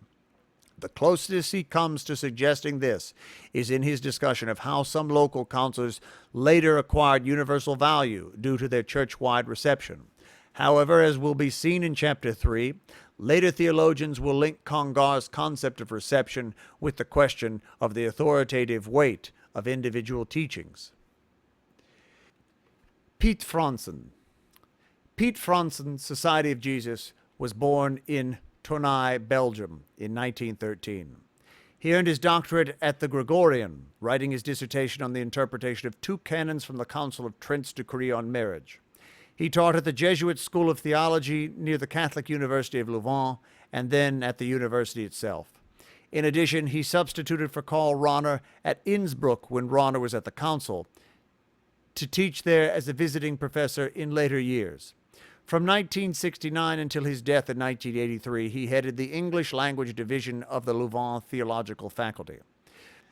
During his academic career, Franson wrote several articles that focused on the interpretation of conciliar texts. Although his focus was on the documents of general councils, in many cases his principles would apply, mutatis mutandis, to papal teachings as well. Franson echoes many of the principles that were discussed in Chapter 1 of the present work. A pope has no formal authority when teaching as a private person. Even though dogmatic definitions are guaranteed to be true, they are still an attempt to present divine truths in human language and therefore provide only a glimpse of God's mystery, not a full picture. There is never a guarantee of infallibility to teachings addressed only to one portion of the universal church, that is, neither the teachings of a regional council nor the teachings of a pope to the local Church of Rome can be assumed to be definitive. For example, John Paul II's teaching during his Wednesday general audiences is not binding on the universal church, even though he is aware that this preaching will later be disseminated to a wider audience.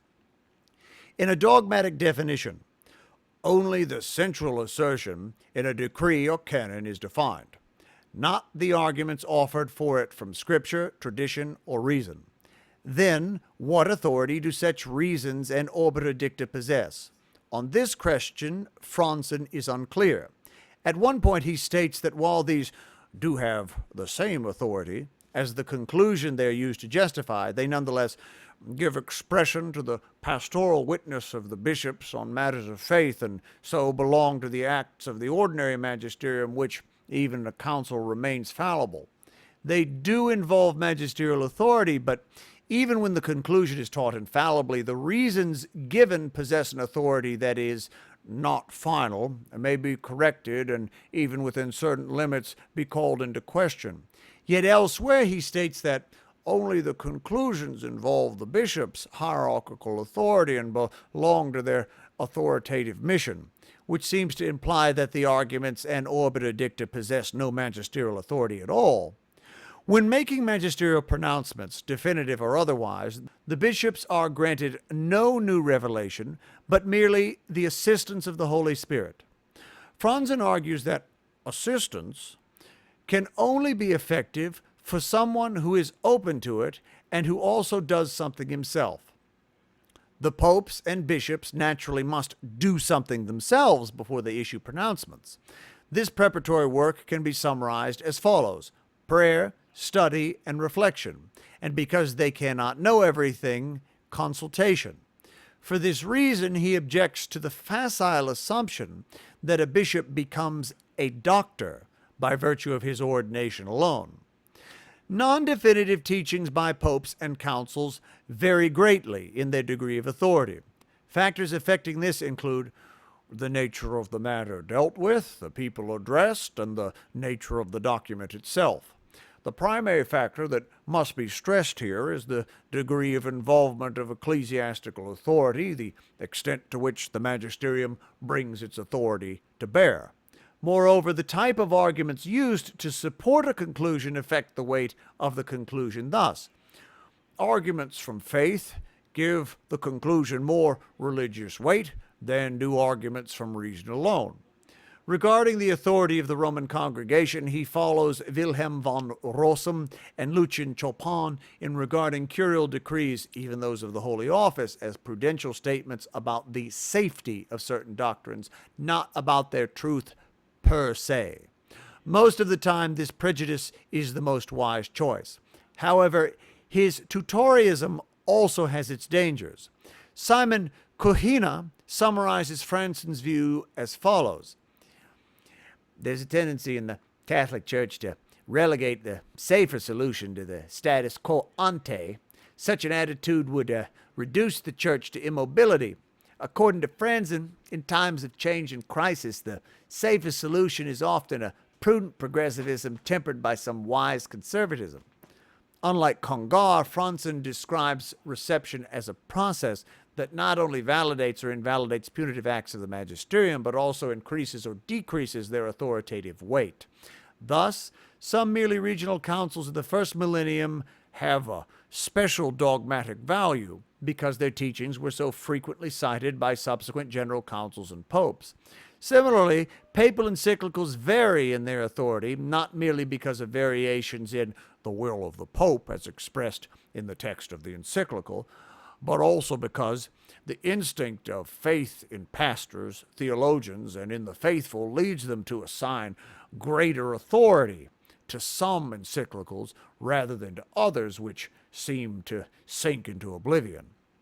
Decisions may also sink into oblivion if they are too tightly connected to a particular situation or to one philosophical framework. Different teachings by the same body can be received differently. For example, the Council of Carthage in 418 issued several canons that were received even by the Eastern churches, and yet their canon on the damnation of unbaptized children was rejected by the Universal Church in the course of centuries. To the theological concept of reception, Franson offers a secular analogy thus. One could compare reception to sociologists' understanding of the slow process of assimilation of concepts and ways of life in a human society.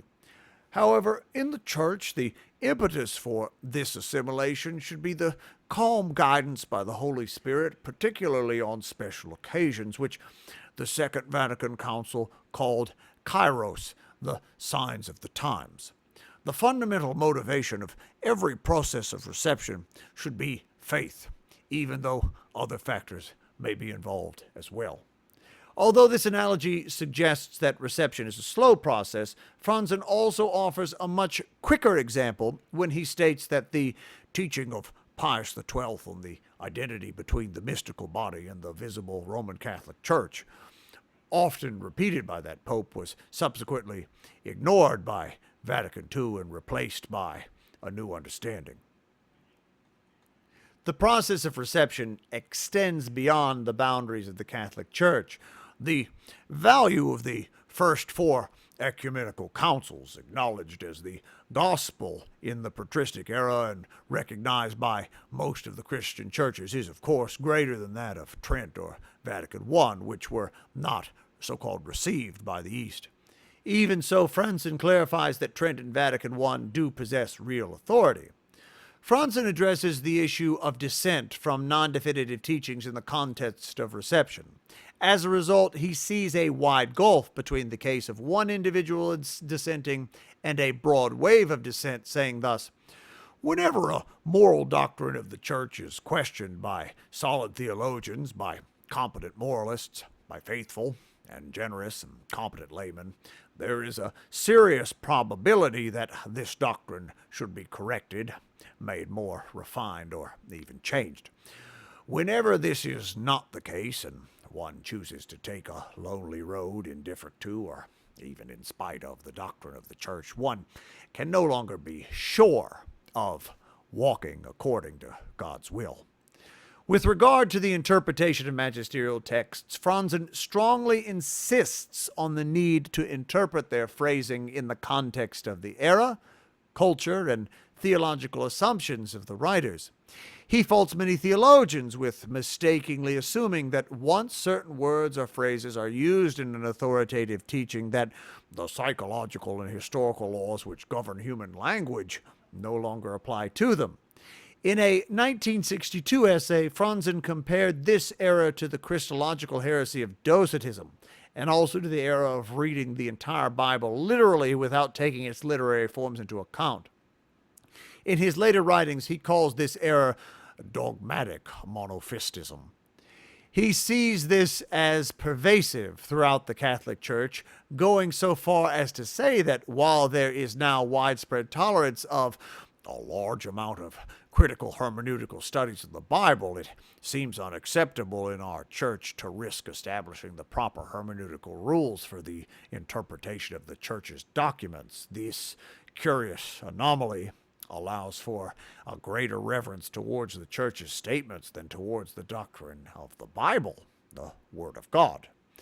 He argues that theologians must recognize the human as well as the divine aspects of magisterial teachings, as the Church's verbal formulas are translations of divine truths into human language, and the process of translation is inevitably subjected to many interferences of heredity, of education, of temperament, of sociocultural inherited meanings and values. Some of the projects for which Franson is best known are applications of this principle. He has published studies on the theological context of the Council of Trent, including the precise ways in which the bishops and theologians at the Council used the words dogma, heresis, fides, mores, and errare, and also the theological background and context of Trent's teaching on Christ's institution of the sacraments, the impermissibility of divorce in the case of adultery, and the sacramental character of ordination. Joseph Kamanchek, one of two. Joseph A. Kamanchek was born in 1939 in Nyack, New York, and was ordained a priest of the Archdiocese of New York in 1963. He received his licentiate in the theology from the Gregorian University in 1964 and his doctorate from Union Theological Seminary in 1976. He taught at St. Joseph's Seminary in Yonkers, New York from 1967 to 1977, and at the Catholic University of America from 1977 until his retirement in 2009.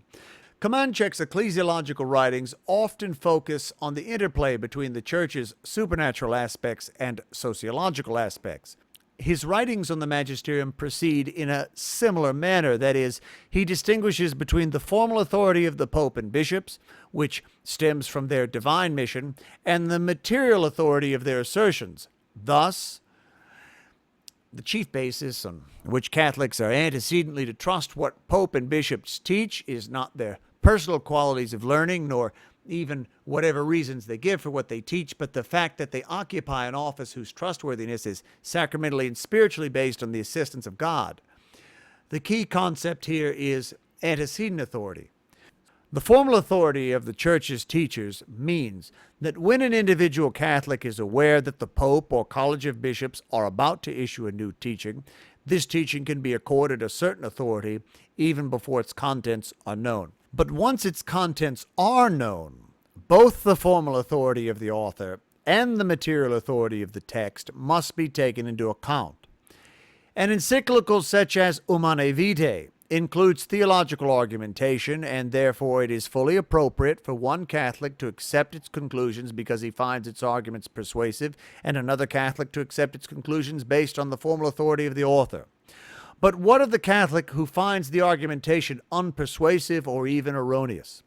In such a case, the magisterial authority is lacking, but the author's formal authority still exists, since the authority of a magisterial teaching is more than just the weight of its theological arguments. On the other hand, the authority of the author and the authority of the argumentation cannot be neatly separated. The Pope receives no new revelation, and therefore he himself must have become convinced of the truth of this doctrine through some process, presumably as the result of arguments from Scripture, tradition, or reason. Therefore, weak arguments will inevitably undermine trust in even the formal authority of the teaching. Komenchek writes, the intrinsic necessity of theological reasoning in the magisterial process should also mean that it is not illegitimate to ask of an authorized teacher, why did you teach this? How did you arrive at this conclusion? How is it related to the central truths of the gospel? And is it not the destruction of fallible authority to allow that the answers to such questions be tested in the public process of ecclesial discernment by which the whole church seeks to understand and apply the gospel? That is not to say that the reasons need to be offered in every situation, but there needs to be a reasonable expectation that reasons could be produced if needed, and in disputed matters they are often essential. Komenchek warns against both extremes on this matter. At one extreme, the Catholic faithful might hold a suspicious attitude towards the magisterium, demanding evidence and reasons for every teaching instead of having a general attitude of trust. At the other extreme, church teachers might exhibit a unwillingness or inability to supply reasoned justifications of decisions. And one of the dangers of the latter is that it may lead to the suspicion that no reasons lie behind the decisions. At that point, the lack of plausible arguments can completely vitiate the formal authority of the magisterium. In such cases, private disagreement with a magisterial teaching is completely appropriate, as even several of the manualists he cites, Lercher and Schlagenhaufen, stated.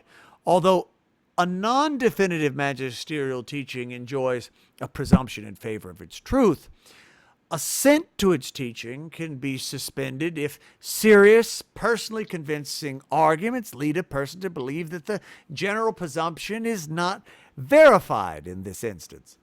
The issue of public dissent is more complicated, but Komenchek points out that even some manualists saw the role of individual disagreement as part of a process of church-wide discernment, a process which would be much more difficult if done privately. Moreover, in the present era of his writing, that is in 1969, it is unlikely that private debates will remain secret anyway.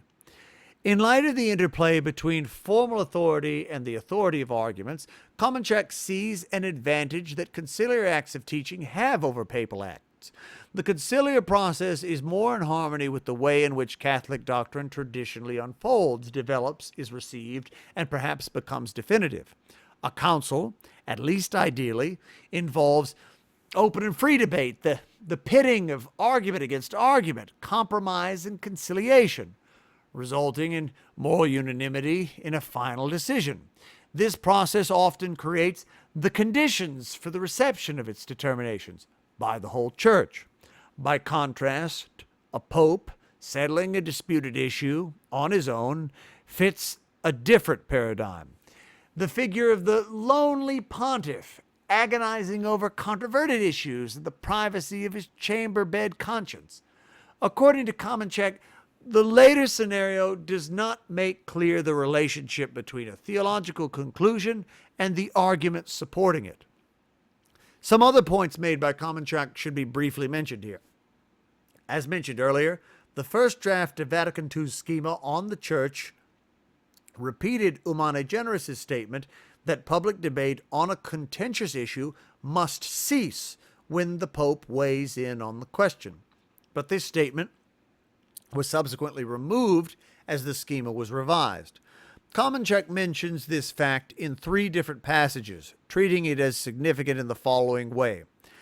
Does he see this as evidence that the Council Fathers deliberately rejected this thesis after some consideration? If so, he exhibits some hesitation about making this argument, adding, for what it's worth, at one point. Komenchek also discusses the reception of councils, including the re-reception of conciliar teachings by a later generation, such as Ephesus in light of Chalcedon, and Vatican I in the light of Vatican II. Reception can also gradually elevate some teachings above others. The Church has discriminated among the 235 papal encyclicals some of which come to possess enduring value, some of which prevail for a while but are later forgotten, some of which seem to fall stillborn from the press. This winnowing of encyclicals has not been directed by the hierarchy, but rather has been the work of the whole Church. Joseph Ratzinger, 2 of 2. In an address given to a workshop for bishops in Dallas in 1984, Cardinal Joseph Ratzinger, the prefect of the Congregation for the Doctrine of the Faith, offered clear, explicit rules for determining the weight of non-definitive teachings thus. As I said in my opening talk, the teaching of the Council on the levels of assent is very important for us here. Lumen Gentium, number 25, gives 3 criteria for deciding thus: the character of the document, the frequency of repetition of the teachings, and the manner of speaking, etc. When the Church teaches something continually, that is more important than something she has taught only occasionally or has ceased to emphasize at all. Finally, the document itself will reveal diverse manners of speaking within the same composition. Not every concept in a papal document of definition, this is Ratzinger's own phrasing, is being defined infallibly. It seems to me that this distinction will help a great deal. If I say that the position of the Church against the artificial contraception has a continuous history for the last 50 years, it simply cannot be maintained that it is a position of no consequence and less importance. Further, to make the observation that a particular statement is not infallible is not all that helpful, especially if the statement itself never pretended to be so. Just because a statement is not the most solemn form possible does not render it theologically insignificant to serious Catholic theological study. Not only does Ratzinger here expand on the criteria listed in Lumen Gentium, he also mentions that a text that contains an infallible definition may contain additional doctrines that are not being defined. Moreover, a long and, as he says, continuous history increases the weight of a teaching. In this passage, he is clearly referring to a doctrine that has been taught over a long period by several popes or even councils. The interpretation of Vatican II is a frequent topic in Ratzinger's writings.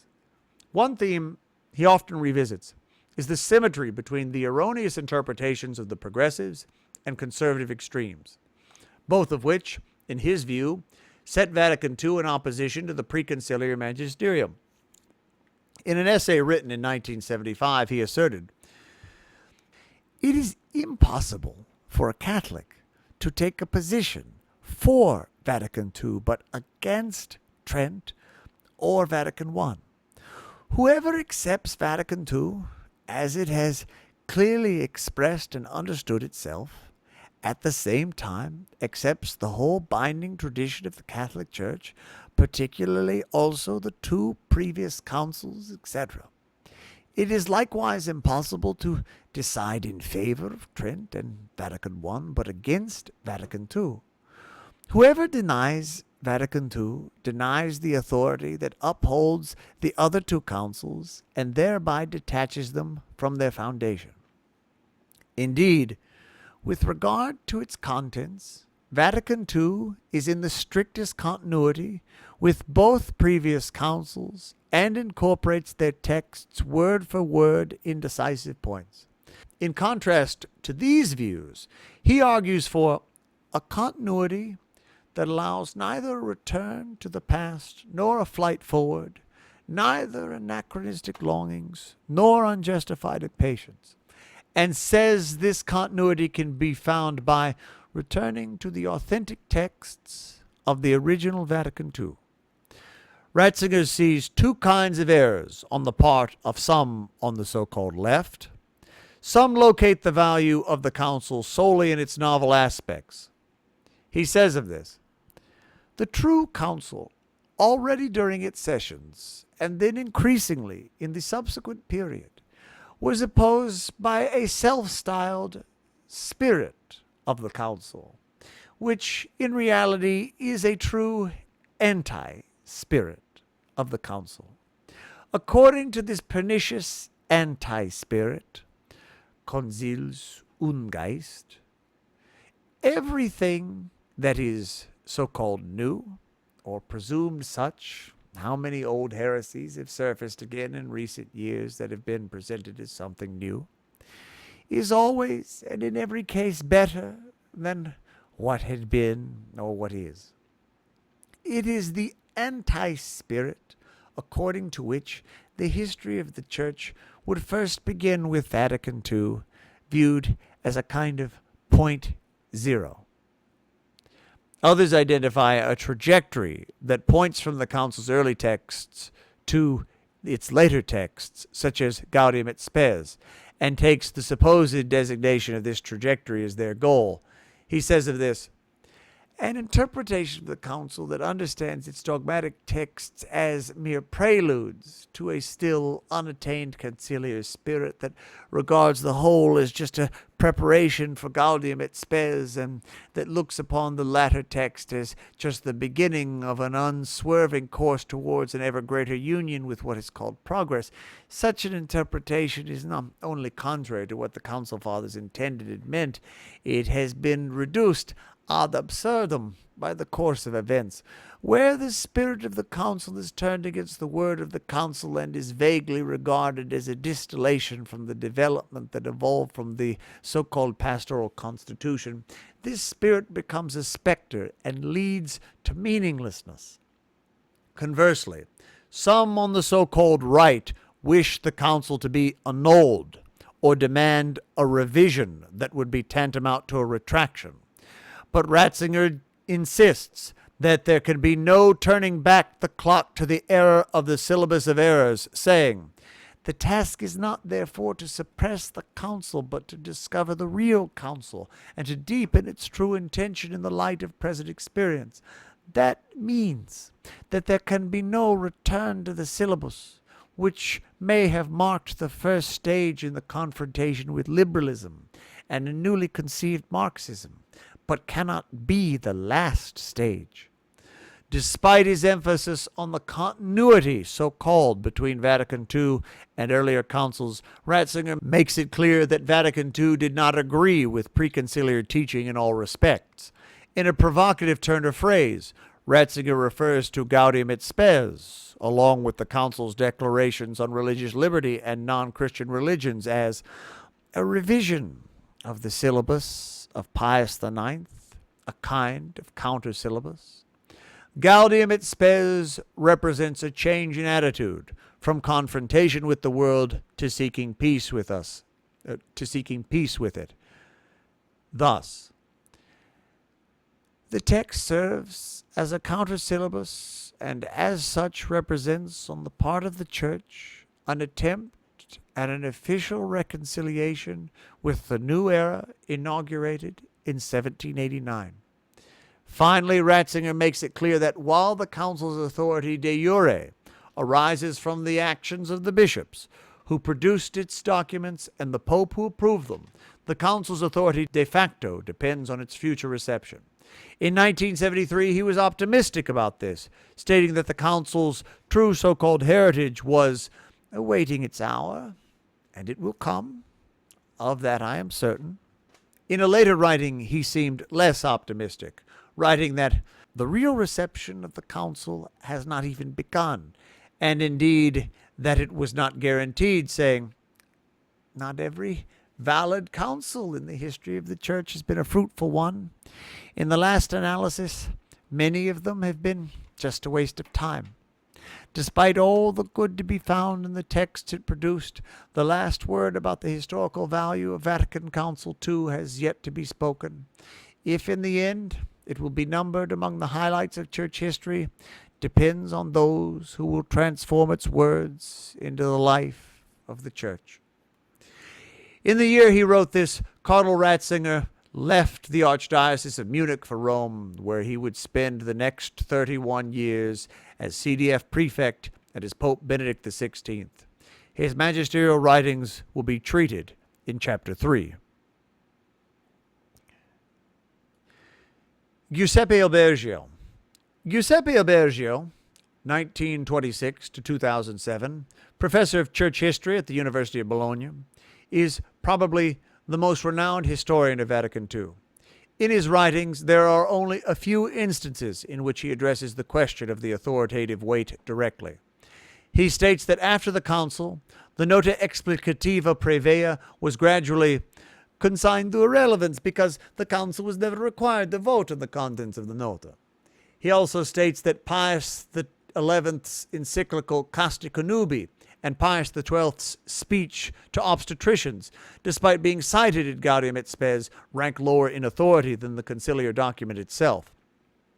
He also argues that the binding force of Vatican II follows not so much from its texts themselves, as the authors made nothing obligatory in them, as from the historical situation of the conciliar event, which imposes obligations of its own.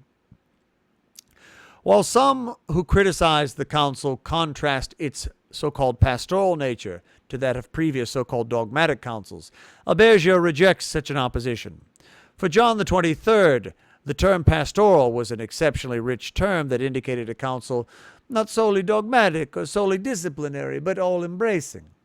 In his call for a pastoral council, John was reversing the course set by Gregory XVI, 1831 to 46, who stated that the errors of his times called for the rod rather than a gentle approach.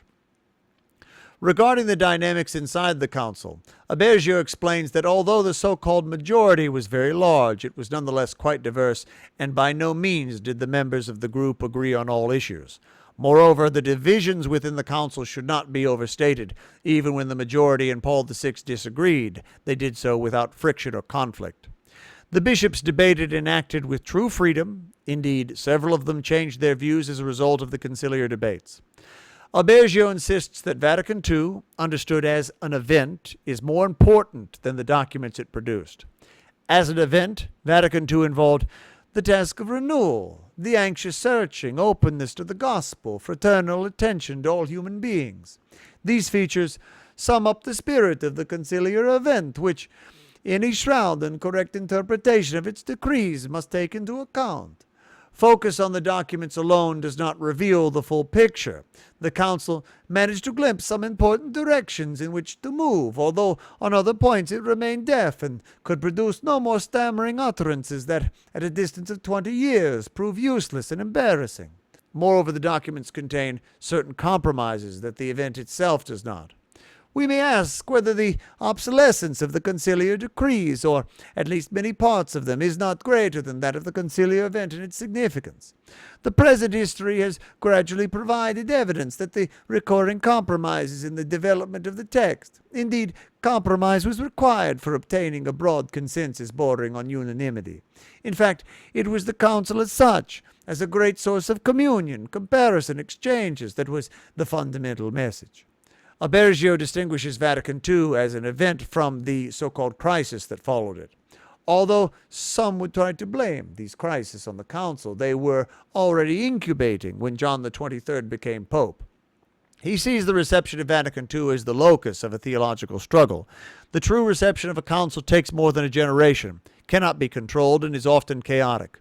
Reception is described in terms of forward progress, thus, getting out of post-Trinitine shoals and moving beyond positions developed in the immediate preceding decades. The rejection of the council by others is described as the retreat of the conciliar and post-conciliar minority into the fortress of a late Tridentine traditionalism. But not all members of the hierarchy are comfortable with chaos, and thus they often use the process of implementation, for example, the work of the Concilium for the implementation of the Constitution for the Sacred Liturgy, as a way to steer the reception of the Council in a certain direction. Albergio places the nota explicativa previa in this context thus: a different case of hermeneutical mortgaging occurred in the fall of 1964 during the Black Week, when Paul VI decided to add a nota explicativa previa to the report of the Council's Doctrinal Commission on the final changes to be made in Chapter 3 of the Constitution for the Church. As the very title shows, the organizers of the note were trying to establish a principle of interpretation in advance, even before the Council approved Lumen Gentium. Abergio warns that if the hierarchy were to control the reception of the Council, or if the Council were to be received with a hermeneutic that holds up the so-called true Council, based on one interpretation of its documents rather than the so-called spirit of the Council, this would be an intolerable act of violence and would end in the most radical denial of the conciliar event. Only the sensus fidei of the Church as a whole can be the adequate interpreter of a major council.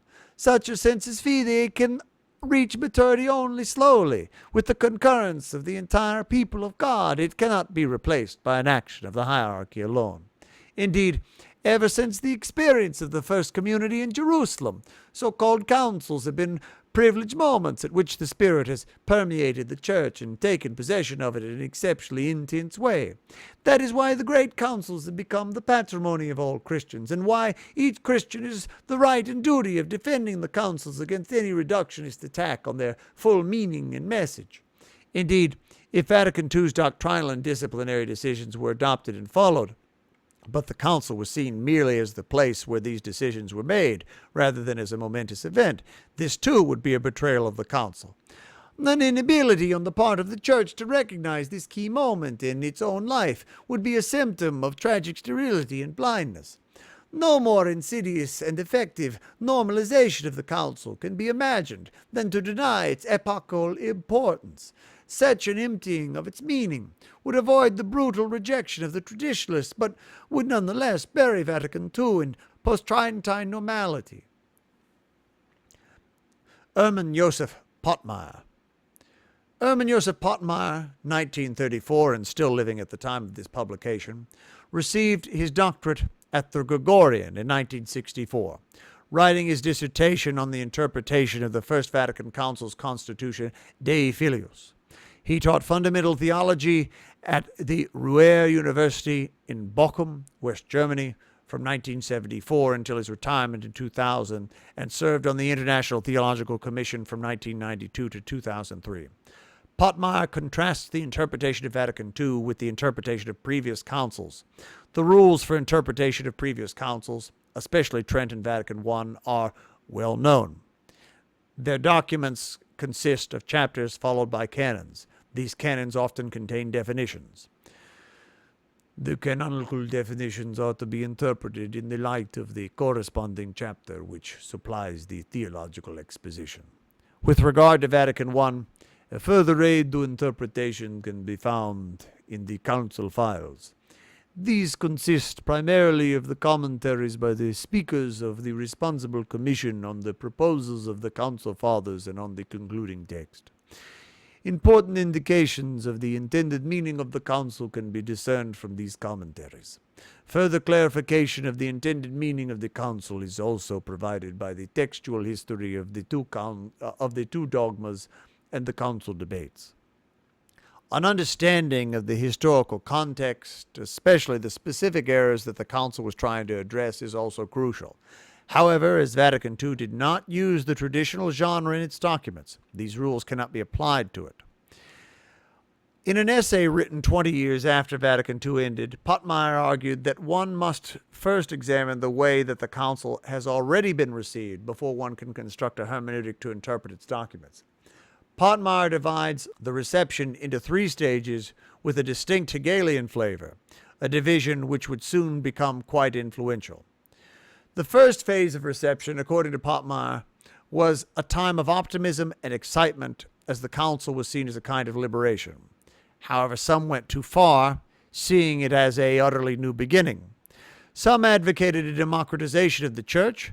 Pottmeyer sees this as discarding not merely the neo-scholastic view of the Church, but also as the normative self-understanding of the Church.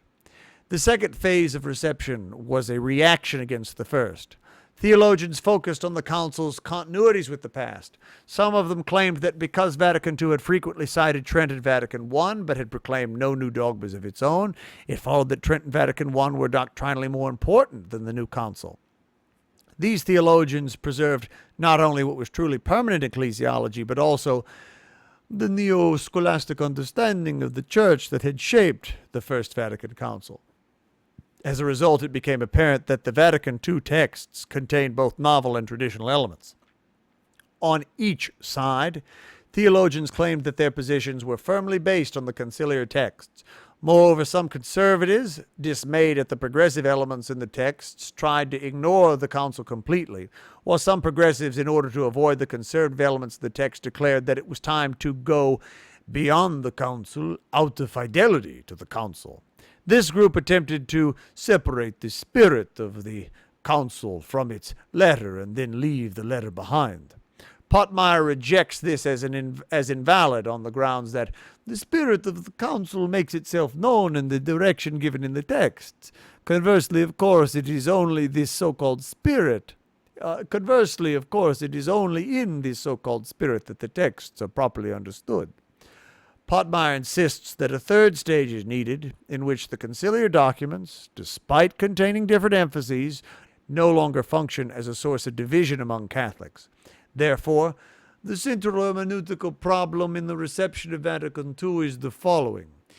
Is Vatican II to be read in the light of Vatican I, or is the direct opposite the case, or will, as the yet unachieved reconciliation of the two councils show, the necessity of a further stage in the development of ecclesial self-understanding? Pottmeyer advocates the final opinion. The hermeneutical task must be to incorporate what is still binding in preconciliar theology into the newly acquired foundation, that is, into a communio ecclesiology, and a Christian anthropology that calls for commitment to human dignity.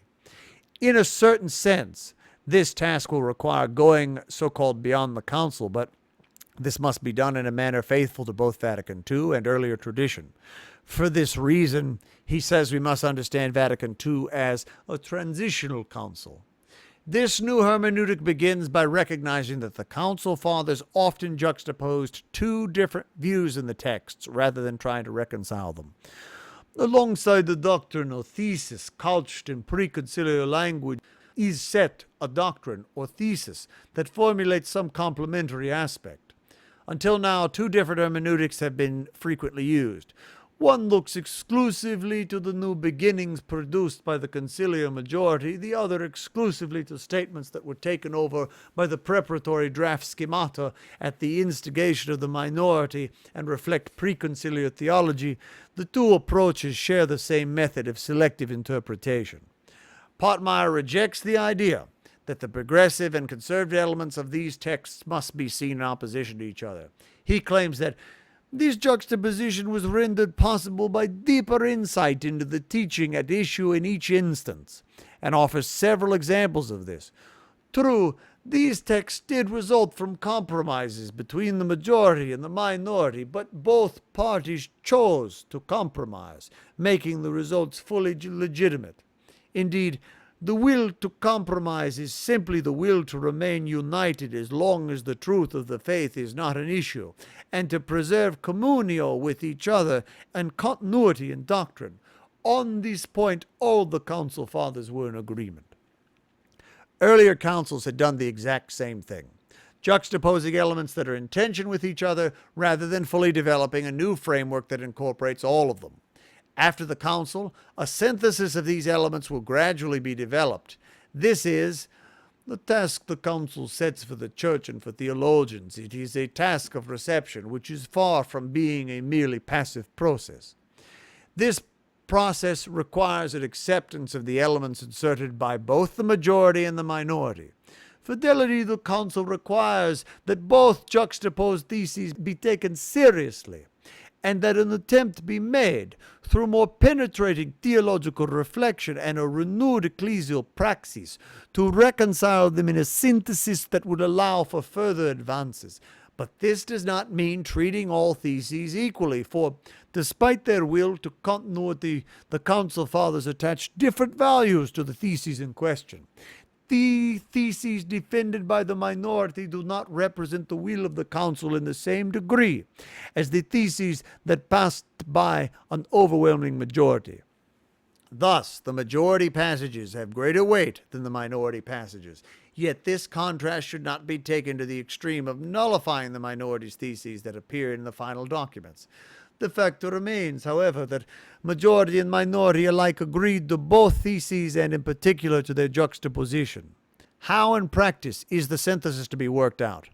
Theologians must take into account the evolution of the council in its texts, the council's will to continuity as well as its will to move in a new direction, while also taking into account the stress that the council itself laid on one or the other thesis, according as a thesis was supported by the majority or the minority. The acts of the council, the writings of the council, fathers and pariti such as letters and diaries, and finally the history of the council's influence down to the present time. The goal is a larger theological context that can subsume all the theses in the conciliar documents. Neither Vatican I nor Vatican II placed their teachings in such a context, and in that sense, these councils remain incomplete. However, Pottmeyer warns, even when some theologians discover a wider context that subsumes all the theses from a council, one should not assume that this particular context was the one intended by the Council Fathers. Pottmeyer's proposal for placing conciliar documents in a wider context is similar to the concept of the so-called re-reception of magisterial documents by later generations. This similarity is illustrated by Pottmeyer's own attempt to so-called re-receive the dogmas of Vatican I in his Towards a Papacy and Communion, Perspectives from Vatican Councils I and II. In order to reinterpret Vatican I's teachings on primacy of the Pope and the infallibility of the papal magisterium, Pottmeyer uses the following techniques. He looks at how the conciliar text evolved, what was added and deleted in its various stages to determine the intent of the authors. He looks at the historical context of the council to determine what trends and assertions the participants were concerned about, were influenced by, and which they wanted to refute. He looks at public interpretations of the text after the council ended and gives special weight to the two. The 1875 statement of the German bishops and a book by Joseph Fessler, Bishop of St. Pölten and Secretary General of the Council, which Pope Pius IX publicly approved of. He gives great value to the Relationes of Bishops Zellini and Gasser. He notes where the approved text differs from what one might expect given the context of the time. And he measures all his findings by the text itself, highlighting passages in the text that support his reading, even when these passages might not have seemed a priori important. Perhaps one might describe the importance of this kind of reinterpretation as follows.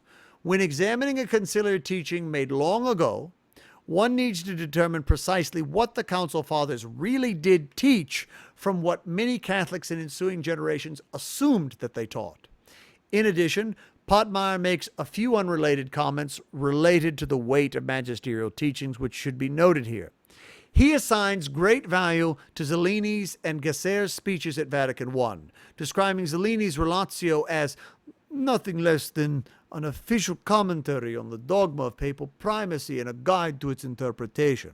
Moreover, responding to the thesis advocated by August Bernhard Hassler and Hans Küng that Vatican I's teachings are null and void on formal grounds because the Council has not been free in its definition. Pottmeyer rejects Hassler and Küng's historical claims while not disputing the underlying principle that an unfree council would be invalid. Pottmeyer argues that the obsequium owed by Catholics to non-definitive teachings should not be rendered in German as Gehorsam or in English as obedience, for assent to non-definitive teachings cannot simply be commanded. The Church's power of magisterium should not be viewed as part of its juridical power, nor does it involve a relationship that is purely authoritative. As a translation for obsequium, Pottmeyer prefers submission, docility, or teachability, for its essence is a process, not a result. Because this teaching comes from a religious superior. Catholics must respect the legitimacy of the superior and the moral character of the order, and this generates a presumption in favor of the teaching. But Catholics may also examine the truth of the teaching itself. Indeed, the new understanding of the Church as communio, which is identical to the earliest understanding of the Church, suggests that the examination of the truth of a teaching is a necessary part of the process of reception, and this allows local churches to learn from the universal teachers and vice versa. Walter Kasper. Walter Kasper, 1933, and still living at the time of this publication, taught at the University of Münster and the University of Tübingen. He served as Bishop of Rothenburg-Stuttgart from 1989 to 1999, and subsequently as Secretary 1999 to 2001 and President 2001 to 2010 of the Pontifical Council for Promoting Christian Unity. In 2001, he was created a cardinal. Kasper compares the weight of Vatican II's teachings with those of Vatican I. In an essay written in 1987, he states, "The Catholic Church is dogmatically bound to the First and Second Vatican Councils, which she cannot give up. Because the Holy Spirit guides the Church and Council, the results are a guiding principle which is bindend on the Church. In particular, its teachings include some important binding verbindlich statements, the sacramentality and collegiality of the episcopal office, the universality of salvation, and others. However, he also states that the Council deliberately promulgated no infallible, that is to say, fully binding letzverbindlich decisions, and that it did not issue any new interpretation of dogma in the sense of an ultimately binding letzverbindlich dogmatic definition. It seems that Kasper's distinction between binding and ultimately binding is another way of expressing the distinction between obsequium and the assent of faith. Kasper states that the weight of Gaudium et Spes is particularly difficult to determine thus. The very genre Pastoral Constitution is a novelty in conciliar history. The degree to which it is binding, its method, and its interpretation are therefore controversial in a particular way. On the other hand, since this document was created by the bishops and conciliar process, rather than having been prepared in advance, it expresses the so-called spirit of the last council particularly clearly. Moreover, the Council Fathers objected to the proposal to downgrade it to something less than a so-called constitution. To interpret and weigh its teachings, one must distinguish between the generally binding doctrinal foundation, the description of the situation, and the application of the general principles to the pastoral situation. Its situation-dependent teachings are dependent on the validity of the arguments, and therefore weigh less than the authority of the doctrinal statements themselves. Even so, one must not relegate such statements to the sector of what is not obligatory at all and a matter of pure choice. Developing an adequate hermeneutics of Vatican II's documents is more difficult than with previous councils, where the condemnations of specific errors gave a context in which their teachings became clear. Moreover, in the Vatican II texts, so-called conservative and so-called progressive statements are often found side by side with no attempt at reconciliation. People talk about purely formal compromises.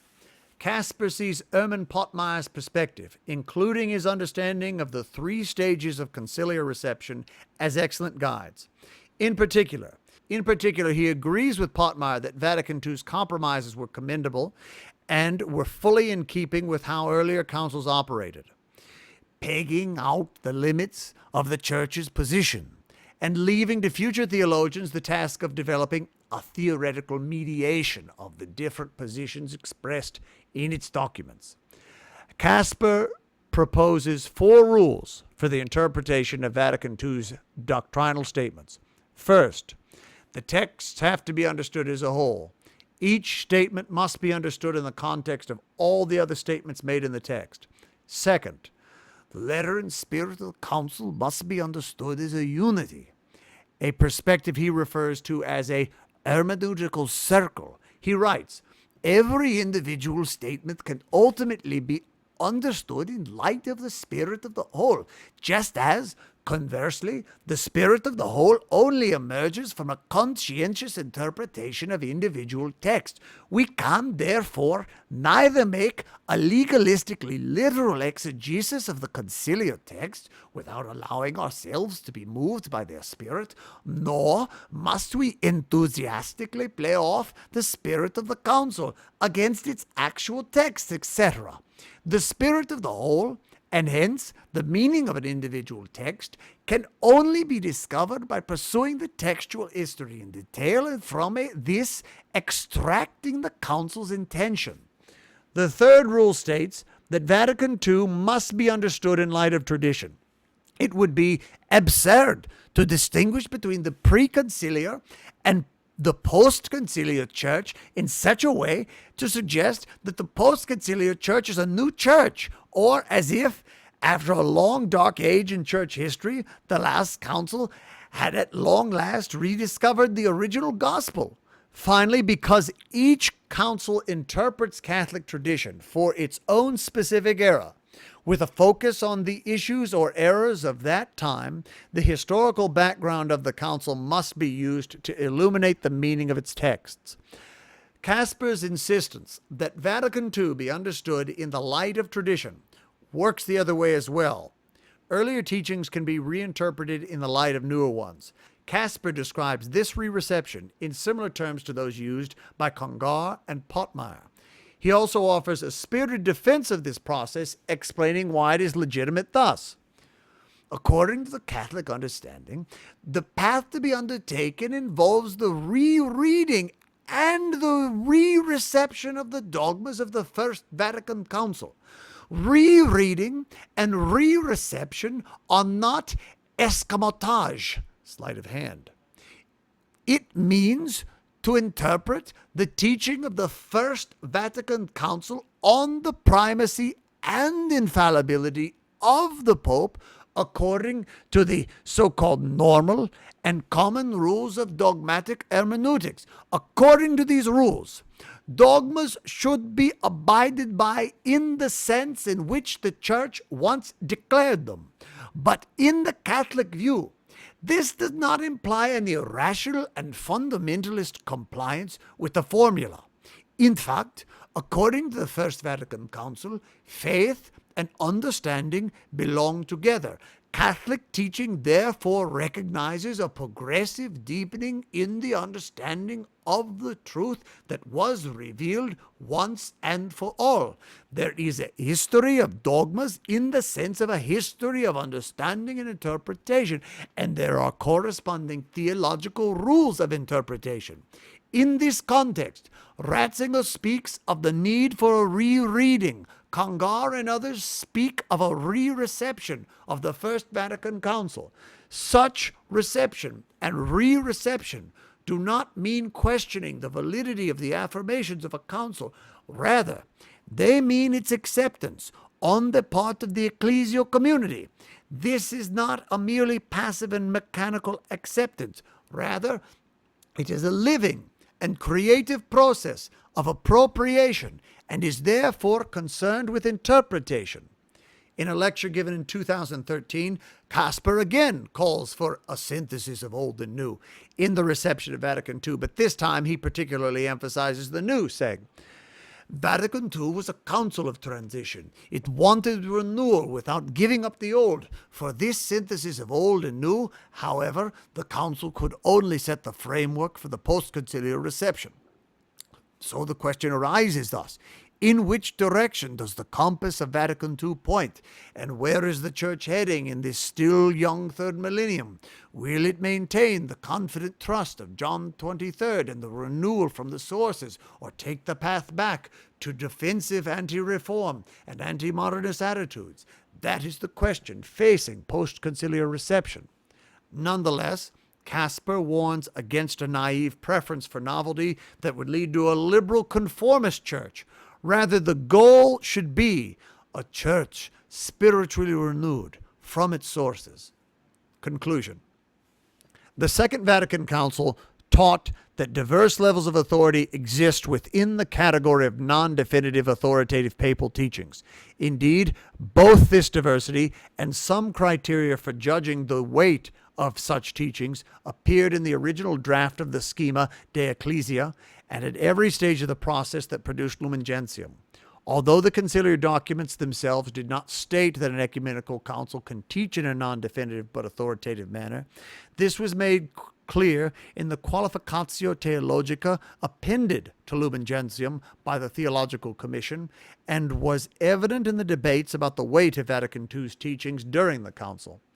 Immediately after the council, various participants published commentaries on its documents, and their statements regarding the weight of certain passages and certain teachings are a key resource for the understanding of how the Council Fathers and Periti understood the authority they were exercising.